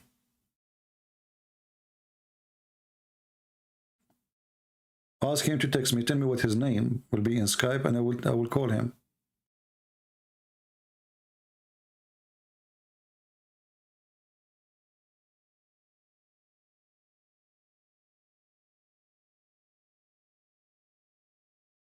My friend, we got it. There's a guy, he wanna call me. Let him call me. What will do?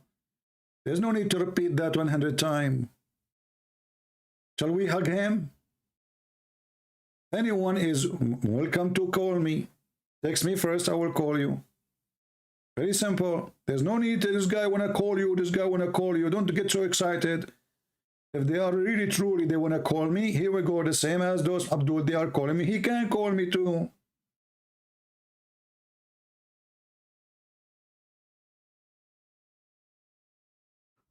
So when we ask him about Muhammad, he have 3 eyes. He says, it doesn't say he have 3 eyes, but he can see his back. How he can see his back without an eye? And he said, this is only when he is praying. Is that why Muhammad was able to see the shaitan taking hair from his ass? Because he can see in his back?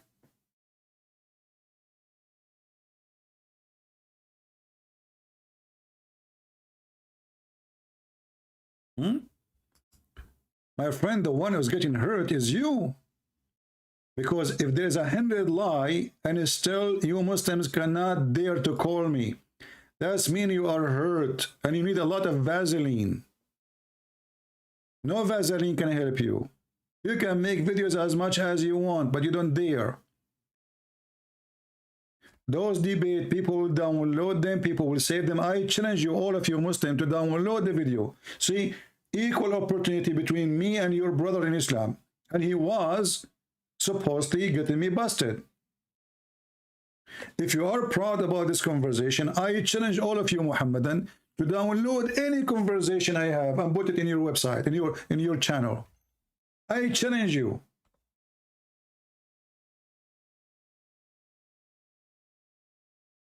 Who is the liar? Muhammad, he went to the seventh heaven, and then we find the Quran saying that Muhammad have no miracles. We refrain from sending miracles. In which chapter? The same chapter, it's called 17, chapter Al-Isra. I mean, have you ever heard of a stupid madness like this? This is the chapter when Muhammad supposedly went to heaven. The same chapter says Muhammad has zero miracle.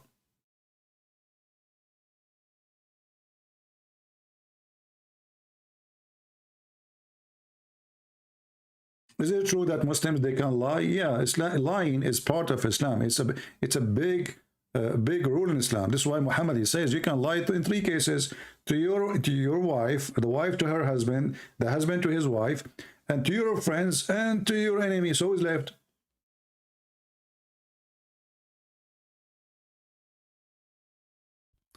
This is alone is a contradiction. The chapter of Muhammad being taken to heaven is the same chapter saying that Muhammad did not go to heaven. It's in the front of your eyes. Allah, he refrained from giving miracle. What the answer is? He said, well, miracles you do to show people, not true. As an example, Jesus, he was born of a virgin in Islam. Anybody saw that? I mean, do you see how they try to deceive you with the stupid answers? Miracle is a miracle, regardless if people see it or not. If Jesus is a son of Mary and she is virgin, nobody saw. This is a miracle. Nobody can prove or disapprove. But yet you Muslims, you believe in it, right? So it's a miracle.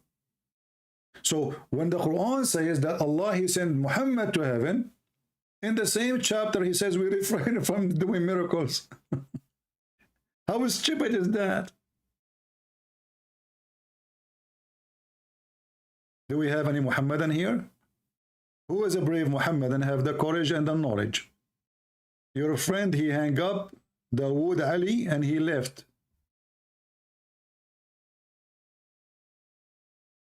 We called him again, he did not answer.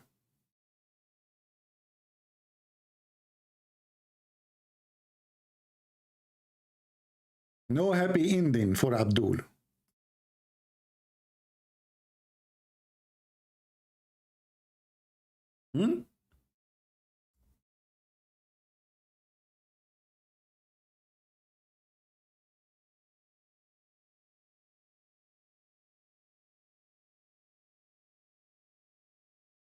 Any Muhammadan?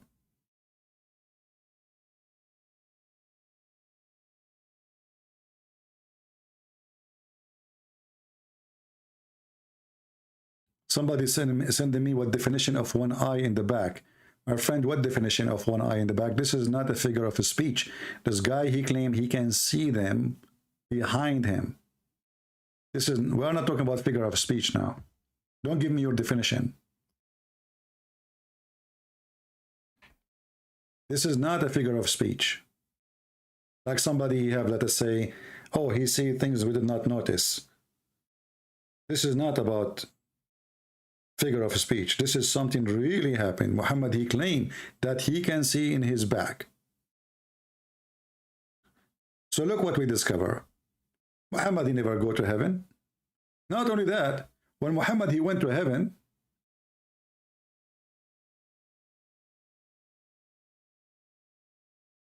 you see, in Christianity, in the Bible, Adam and Eve, they were where, anyone remember? What paradise mean for them? It's in the earth. It's not in the sky. Correct?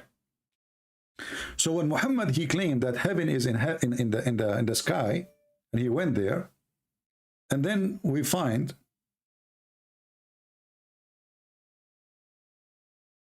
there's somebody trying to call me. Let us see who is this.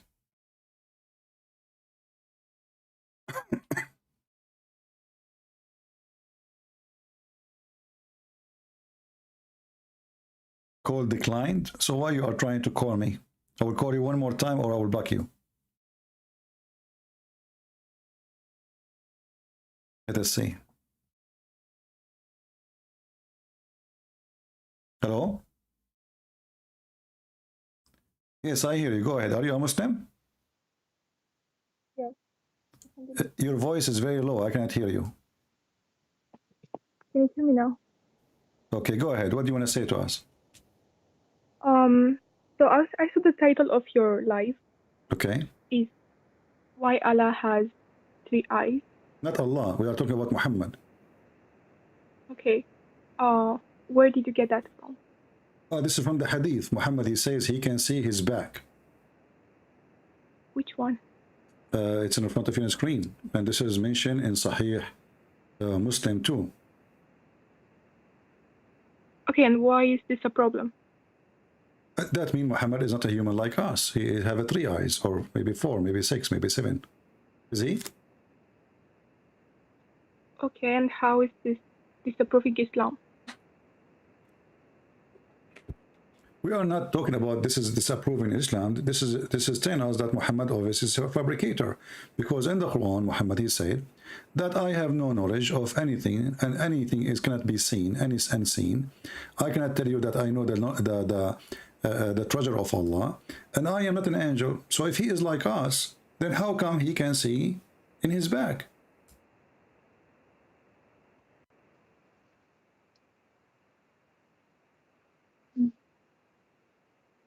What do you think?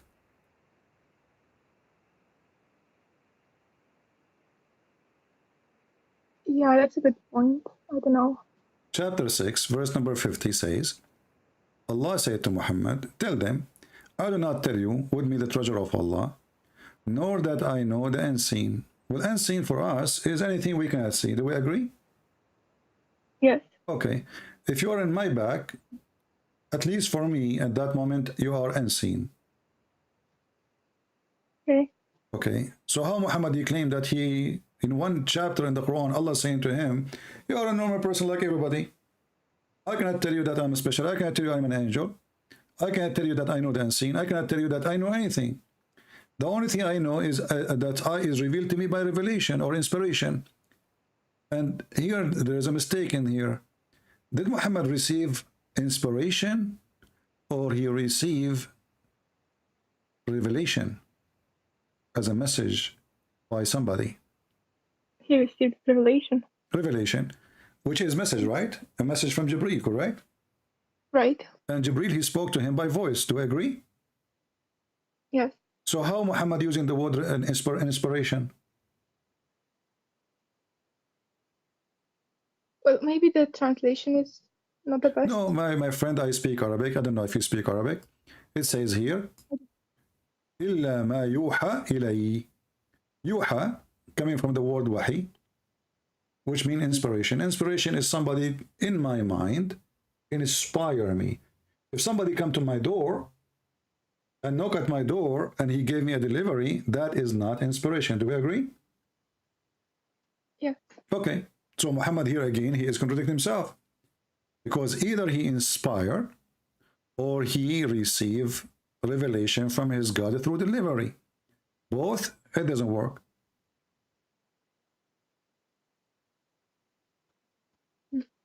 Right? Right.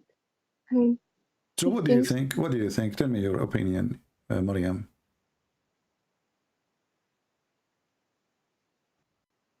Do this religion make sense to you as a Muslim lady? I am amazed to say that, but it does not. It doesn't. That's Yeah. wonderful. So why you are a Muslim? Why you don't leave Islam? As long as you notice that this is really silly.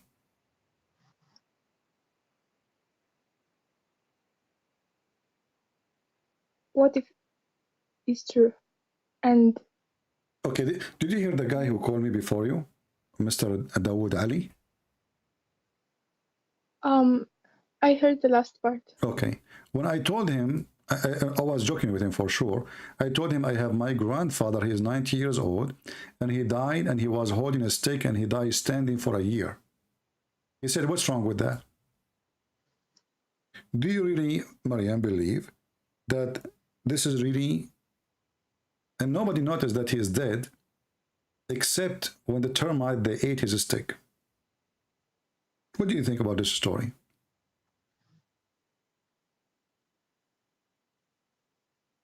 I don't know. And this is in the Quran, chapter 34, verse number 14. And what is the point of this story? A guy, he have a flying carpet. He have a ring to control the genie.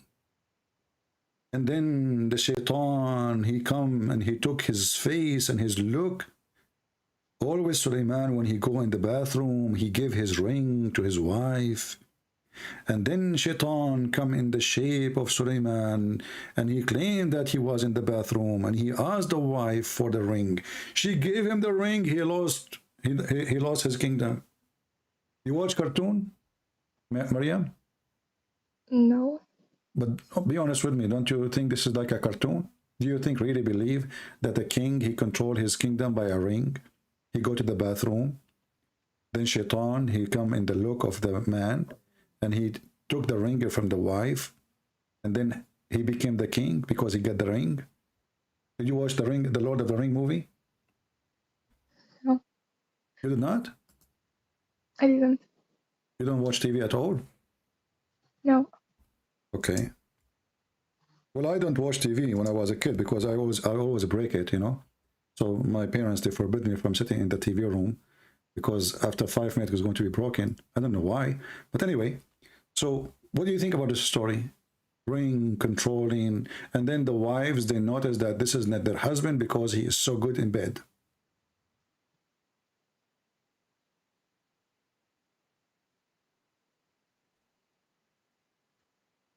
What do you think, Mariam?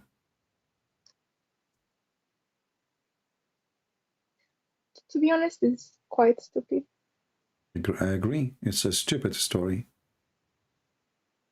Very stupid. I agree with you.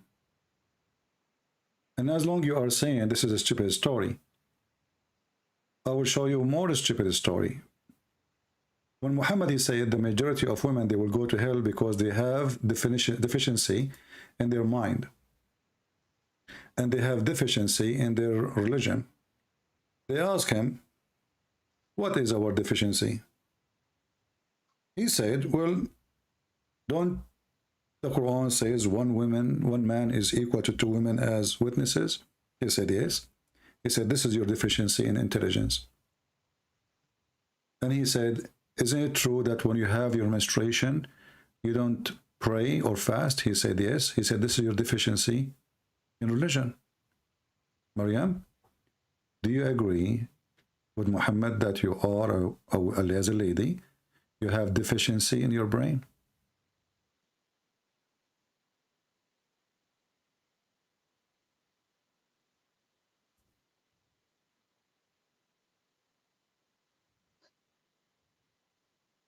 I do not.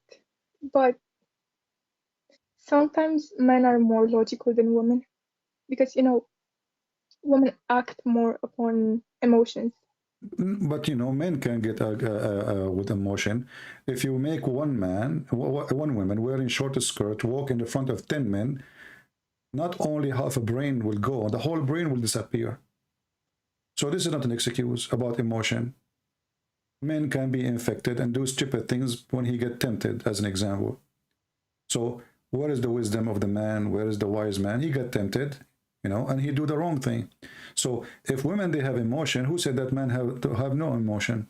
Secondly, if the woman, she have deficiency because she is not allowed to witness in the court, is that her fault? Islam forbid her from witnessing. In fact, if we take a woman and a man to a wedding party, as an example, you go with your husband, and then you come back from the wedding party, And then we ask Maryam to tell us the details, and we ask your husband to tell us what happened. Who is the one you think Maryam will tell better details? The husband or you? Me. Why? Because you are a female, correct? Yes. So he's wrong. Women, they remember things. Men, they don't even remember what they ate for lunch. So when the Quran says women, they cannot equal to be to the man to witness. Why? Because if one of them forgot, the other one will remind her. But the man is the one who forgot. Women, they will remember what women they were wearing, what the bride was wearing, what her maid was wearing, what etc. What the room was. Everybody they remember the clothing, even the perfume, even the food. They remember everything. The man, he remembered nothing. So when Muhammad says women, they have deficiency in their brain regarding memory, proving the deficiency, he is the one who has deficiency. To the point Muhammad cannot remember the Quran after he recited the Quran. That's why he claimed Allah, he sent him 7 Quran. In the top of that, Maryam, when the Quran says that you have deficiency, or Muhammad says you have deficiency because you don't fast Ramadan, you don't pray like the rest of the Muslims because you have menstruation. But isn't it Islam forbid you from praying when you have menstruation? It's Islam forbid you, right? So Right. how that can be deficiency? So you forbid me from praying, and then that will make me deficient? If you allow me to pray when I am having a period, well, I will be like everybody. So, and who is the one, let us say for the sake of argument, you have deficiency in your brain. Who is the one who made you? Supposedly Allah, correct? Right. Well, if Allah make you with deficiency, how you want to send you to hell for what he did? You see, he was stupid. Muhammad, he says that he's asking the women to give charity because he saw most of them, they go to hell, and explaining why. But both of them, if you have a deficiency in the brain, as he claimed, or you have the menstruation, as he said, but this is what Allah, he did to you, if this is true. So why you will go to hell? I will not go to hell for that. You will not. You will not. Absolutely. I will. I will be happy to invite you to be with in heaven with our Lord.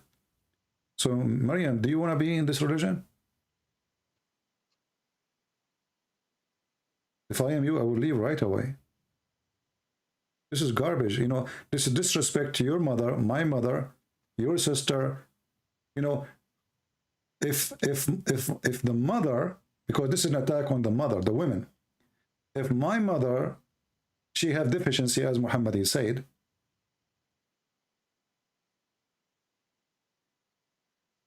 and he is saying that all the mothers will go to hell. There's a hadith says, Muhammad says that heaven is under the feet of the mothers. Why? Because he wants them to have babies. But as you see, mothers are going to go to hell. Because all mothers, they have menstruation. And according to him, all mothers and all women, they have half a brain.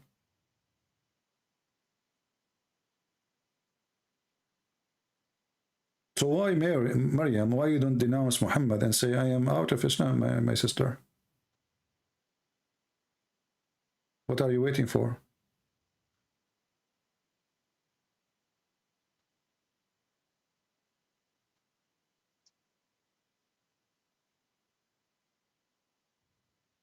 I am out of Islam. Hallelujah. We are happy for you, Maryam. You are out of Islam and now you are free.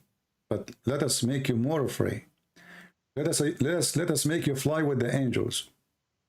What do you know about Christ, Maryam? As long as you decide to leave Islam, now I have a duty to introduce you to my Lord, to my Savior. And I am hoping that you will accept him so you can be saved. What do you think about Christ?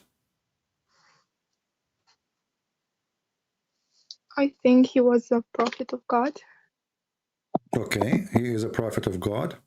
But don't you think that prophet of God, he commits sin?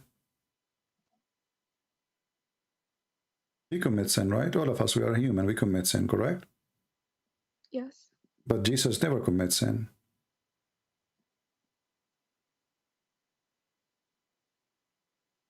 If somebody He never commits sin and he forgives sin. What that will make him?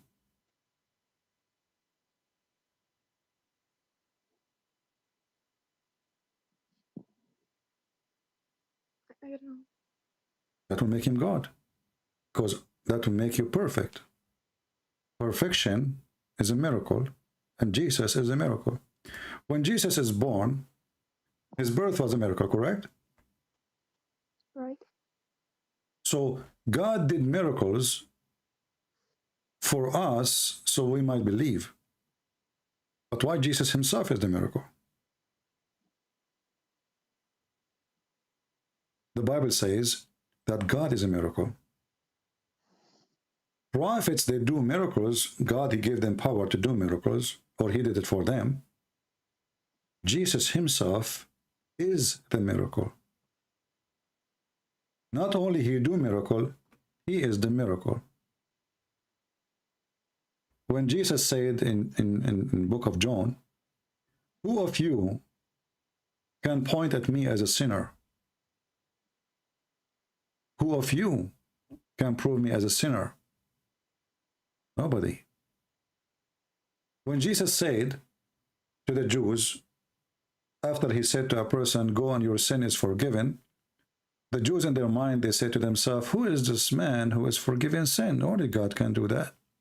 And by the way, the Qur'an confirms that only God can forgive sin. Then Jesus, he said to them, which one is easier? To say, go and your sin is forgiven? Or to tell the guy who cannot walk, carry your bed and walk? What do you think, Maryam? Do you believe in the miracles of Christ?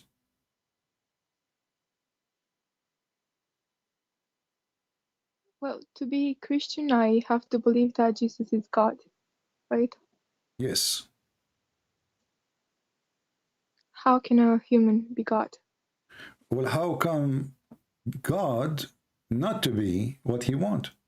You see, when we say Almighty, what do you think of the word Almighty? What Almighty mean? That he can do anything. Exactly. So if the angel, according to the Quran, came to Mary and appeared to her as a perfect man, correct? Yeah. Okay. If an angel can come and be a man just because he wished so, can God come and be a man?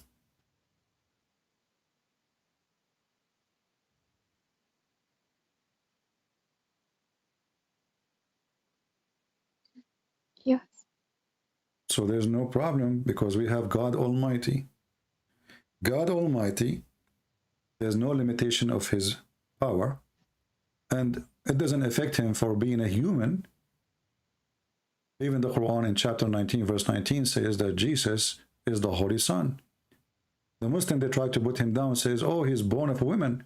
But here you notice that even Jesus in his birth, he gave respect to you, Mary, Maryam. And your name is Maryam. And he was born of a woman, her name is Maryam. So Jesus, by coming to this earth, and he is born of a woman, he showed a word that when you look down at the women, you are very wrong. I am not the son of any man, but I'm coming to you, and I am a son of a woman. How much respect the women she will earn more than Jesus himself is born through a woman. So, born of a virgin, the virginity here is to show you that God not only can come as a man, but he can come as a man without sexual relationship, the way you know always, for he is almighty. So he broke the nature of the human being by coming from a virgin, and the Quran confirmed that Mary, she is a virgin. In Islam, this miracle, there's no point of it, because my mother, she can claim that she gave birth to me and she was a virgin too. And your mother, Maryam, she can say that too, because nobody can witness this miracle. But virginity here proving to us that Jesus the Christ is born with no sexual relationship. He is above all mankind. This is why Jesus said, I am from above, you are from below.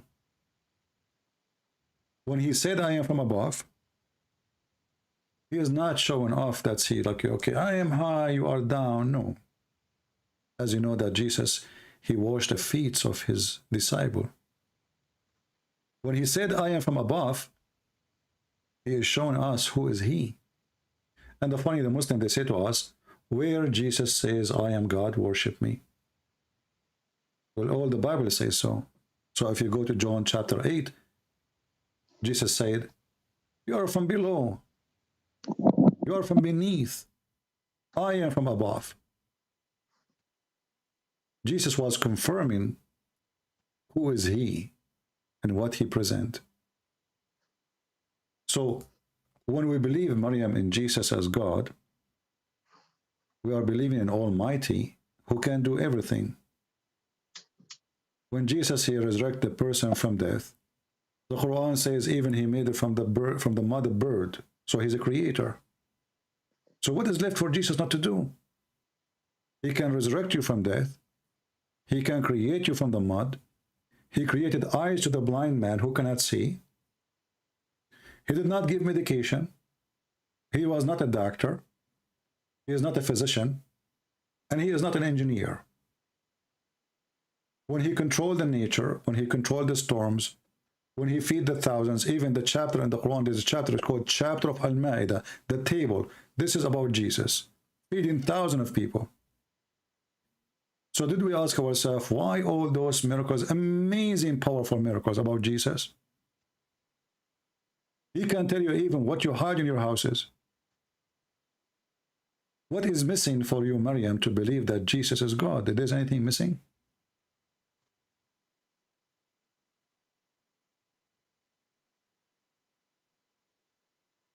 No. So would you, my sister, accept the Messiah as your Savior so you can be saved today? What does saved mean? That means I will go to heaven? You see, the second you accept the Messiah, you will be considered as a child of God. Child of God doesn't mean that God did marry my mother and we are, he gave birth to us. No. Child of God means that because he loves us, you see, our God is different from the God of the Muhammadan. The God of Islam, he wants slaves. That's why Muhammad, he says, if you don't commit sin and seek forgiveness, Allah will wipe you out of existence and will replace you with people who commit sin and ask for forgiveness. Our Lord is different. Our Lord, he loves us as a children. So when you accept the Messiah as your Lord, as your Savior, you are a child of God in the kingdom of God. And Jesus, he said, he and she, they will be the same as angels, which means me and you, I'm not going to be better than you because I am male. And you will not be better than me because you are a female. We are equal in the eyes of God, and we are children of God. So when you accept him, you will be in heaven. And heaven of Allah is not about sexual relationship.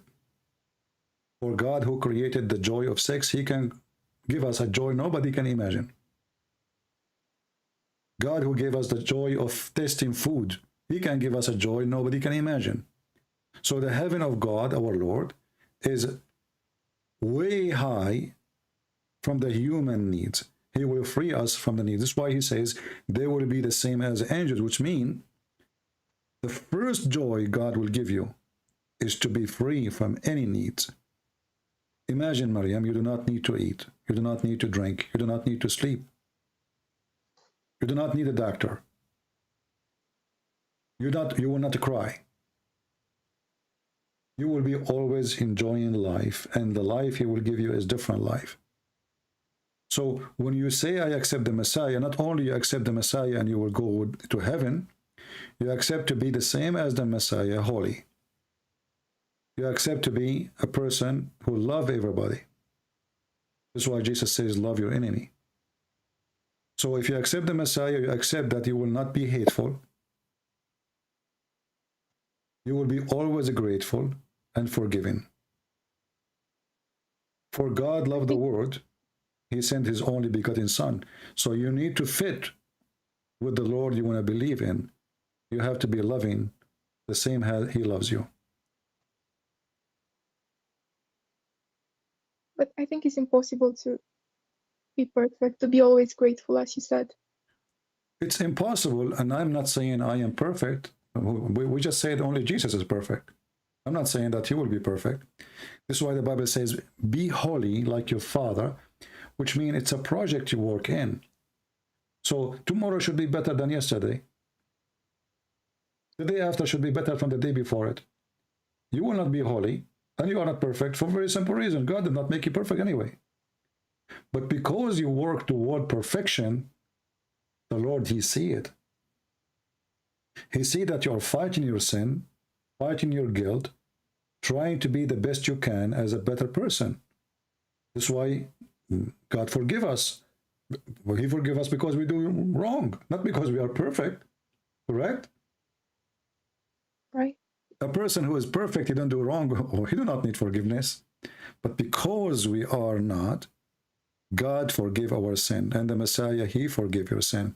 So when we say you have to fit with the Lord you belong to, which means in this case is the Messiah, you have to promise yourself you will work hard as much as you can, not to be hateful. Like you see, I don't hate Muslims. I will never hate them, even though they threaten me every day to kill you.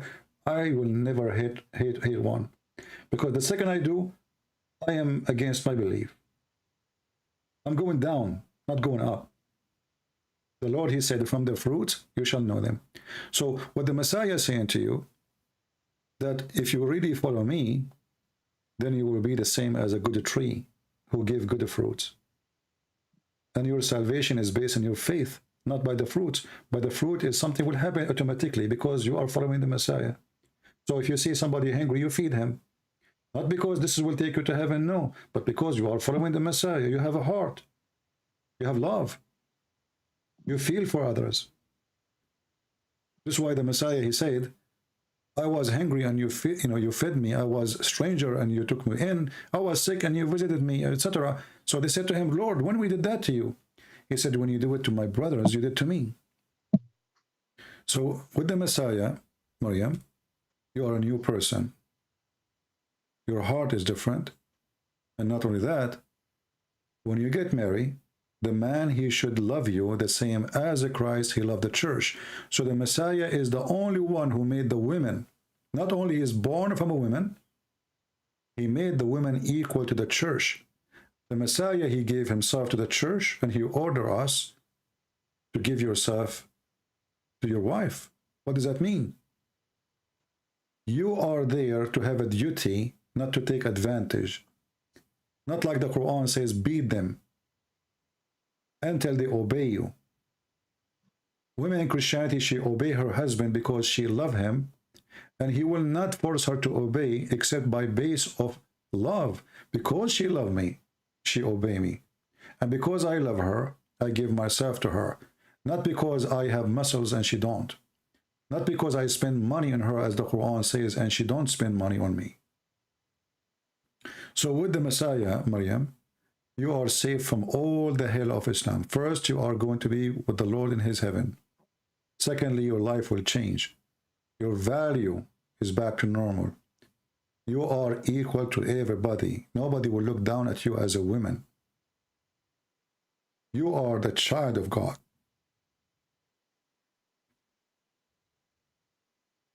I invite you, Maryam, to believe in the Messiah. Me and you, we might go to sleep and we don't wake up tomorrow. You never know. We don't know what 2 hours from now will happen. Salvation, you cannot miss, because this will be the biggest mistake in life. You can miss the bus, you can miss a job, you can lose money, you can lose anything, and you can win anything. But there is really one true win in this life, is the life after of salvation. So I invite you, Maryam, to accept the Messiah as your Lord.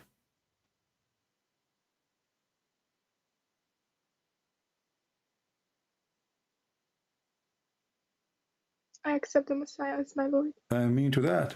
I mean to that. I hear that. I hear you crying. I was going to go today, actually, and you text me, and I wasn't going to take or even to call you. I am so happy, Maryam, that you called me. I'm so happy today I got the chance to talk to you. And the Lord, he said in the Bible, there is a happiness in the kingdom of our Lord. Just for one soul is saved. This is how much our Lord, he love you. A happiness there is. Do you want to say anything to those people? Look how many people are happy for you that you accept the Messiah today. Do you want to say anything?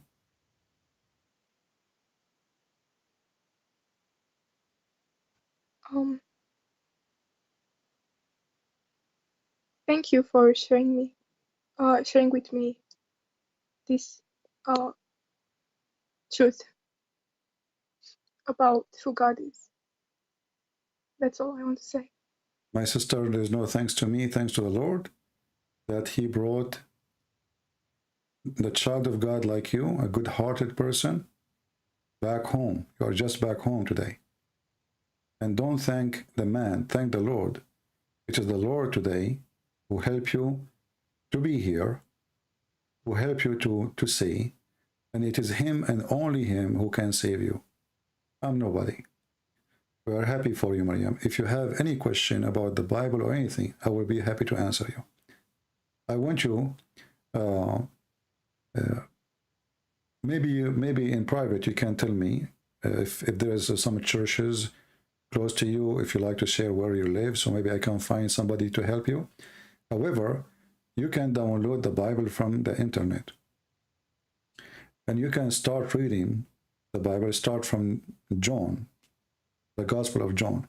We have 4 Gospels, but the 4 Gospels doesn't mean we have 4 religion or 4 belief. 4 Gospels, 4 writers writing the story of Christ and writing what Jesus said and his teaching. So I would like you to start reading from the book of John, whatever you can every day. And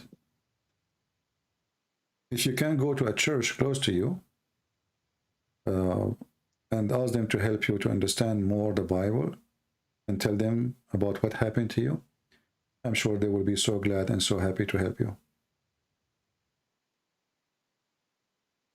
Well, yes, there are many Orthodox churches here Wonderful. where I live. Orthodox churches are very, very, very, very good. You can tell me, and maybe I can find someone to contact you if you like, you know. But you can go to any church and tell them I want to learn, you know, and I accept the Messiah, and because you need to get baptized. And don't worry about the baptized. It's not like you are doing a surgery. You know, it's a very simple thing to happen. It's just you will be reborn again with the Christ, because today you believe in him, and the Holy Spirit will be always with you when you get baptized.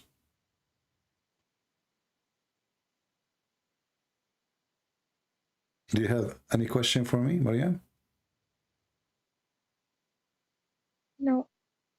Well, I have you in Skype. If you have anything, please let me know, and I will be happy to help. All right? Sure. Yes. God bless you, sister. And I ask everybody here in the chat, leave your comment later. Pray for our sister Maryam, so the Lord will strengthen her with faith and knowledge and wisdom, and he will keep her pure heart pure always. Always maintain your pure heart.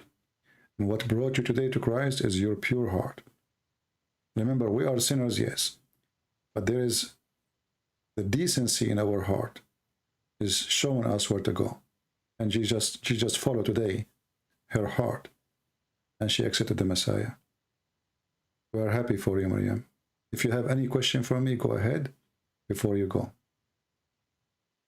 Thank you, but I can't think of any question right now. All right. If I have a question, I will text you. Sure. All right, sister. Take care, and happy for you. God bless you. Thank you. Take care. God is good. God is good.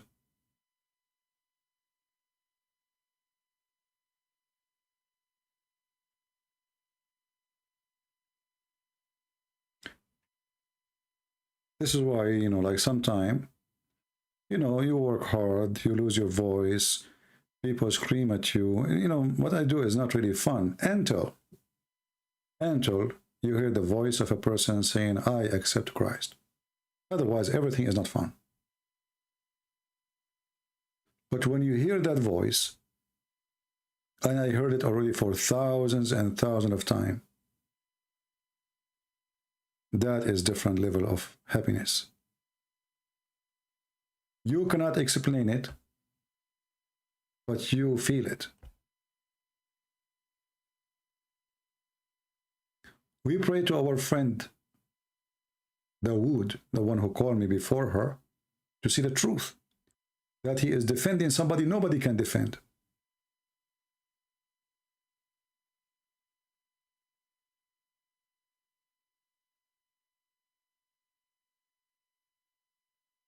Muhammad, he failed in everything. He's a cheater, he's a liar, he's a deceiver. Go after children to have sex with them. Cheating in his wife. I mean, name one thing for me about this man is not evil. So how in the world we can leave the Holy Lord, the Messiah, and we follow such a horrible person? He changed his name to the praised one. Isn't it obvious that he is Satan? If you are a Muhammadan and you think you are following God, why even Muhammad, his name is Muhammad? Muhammad means the praised one. So if he is the praised one, who is praised number two? This man, he is trying to replace God.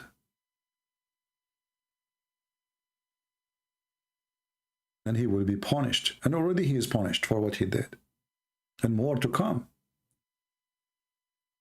When Muhammad, he said that he died by the poison he ate at Khaybar. And he said that this poison is cutting his artery. And then we find a verse in the Quran saying that if Muhammad is a liar, he is a fabricator, we will cut his aorta. He will cut his artery. Muhammad, he confirmed. He never thought that this will happen. He never thought that he, from his mouth, he will confess that he's a fraud. And his body will prove it.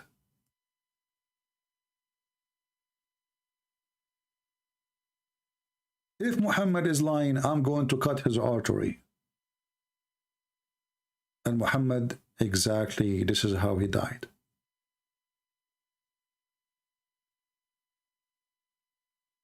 The Lord said he will not leave us without a comforter, the Spirit of God. And the proofs will be always around us. Every two mention my name, I will be between them.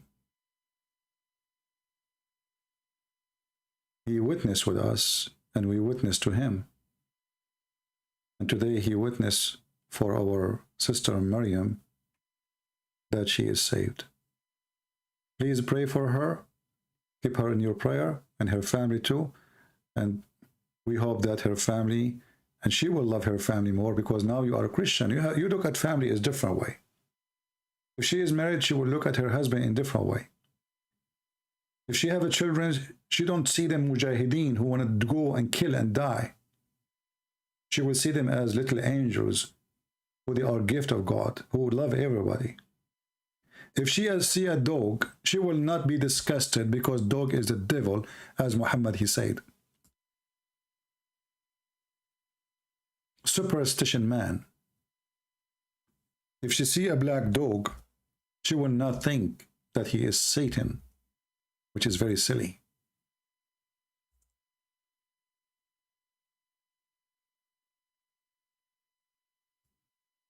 This person, obviously, he's been hated by dogs because they can sense his wrong energy, his evil energy. Dogs, they have a very special way of sensing bad energy. And that's why they might attack you, even if you don't know why. Because they felt something wrong in your energy. Maybe in your head, you hate them, you saw them, and you are, you know, they can feel it.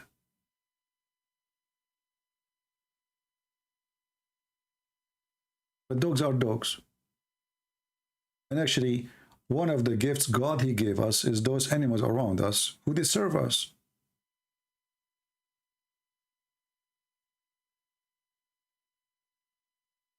If somebody want to say, well, there's some dogs are bad, well, there's a lot of humans are bad. And they kill way more than dogs, they kill a human. You might hear once a year, a dog killed a man. But you hear every day a man killing a man.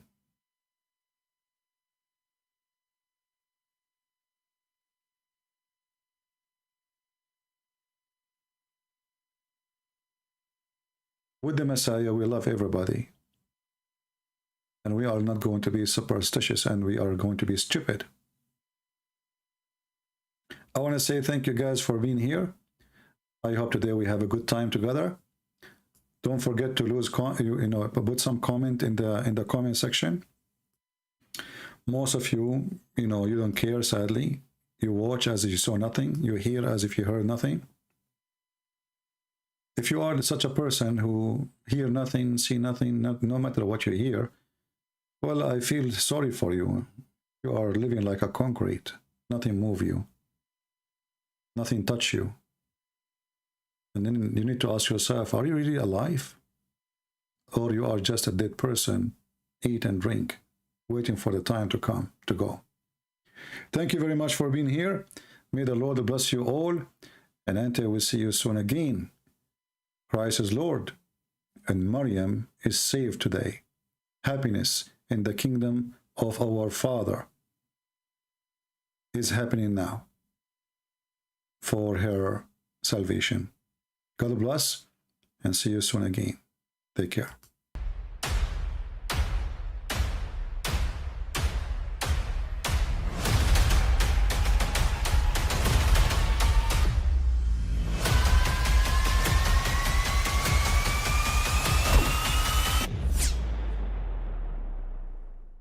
But I mean, again, he doesn't know who Gabriel is, right? Because he didn't come from an Abrahamic faith. The people of Mecca were pagan. Quran is mentioned. If this book was from other than God, they would have found in it many contradictions. If a book is without contradictions, that has no bearing on whether it comes from God or not. I've had phone books that are inerrant, but I certainly don't think God gave them. That we believe without understanding. The brother asked a very important question, that most of the scholars say that listening to music, watching movies, and most of the television programs, they're haram. So how can we have fun? Let me tell you, brother, at the outset that having fun is permitted in Islam as long as the fun is halal fun. That the standard narrative has holes in it. The Prophet tells us because Satan or the devil sleeps over our nostrils. Those who oversleep and not pray Fajr on time, Satan urinates in their ears. I really do think Jesus was crucified and that he really was dead and buried. He thought that he was a son of God in the sense that he was specially chosen by God. I think Jesus really did think he was going to be the Messiah, the future king of Israel. I mean, that is, after all, why they crucified him,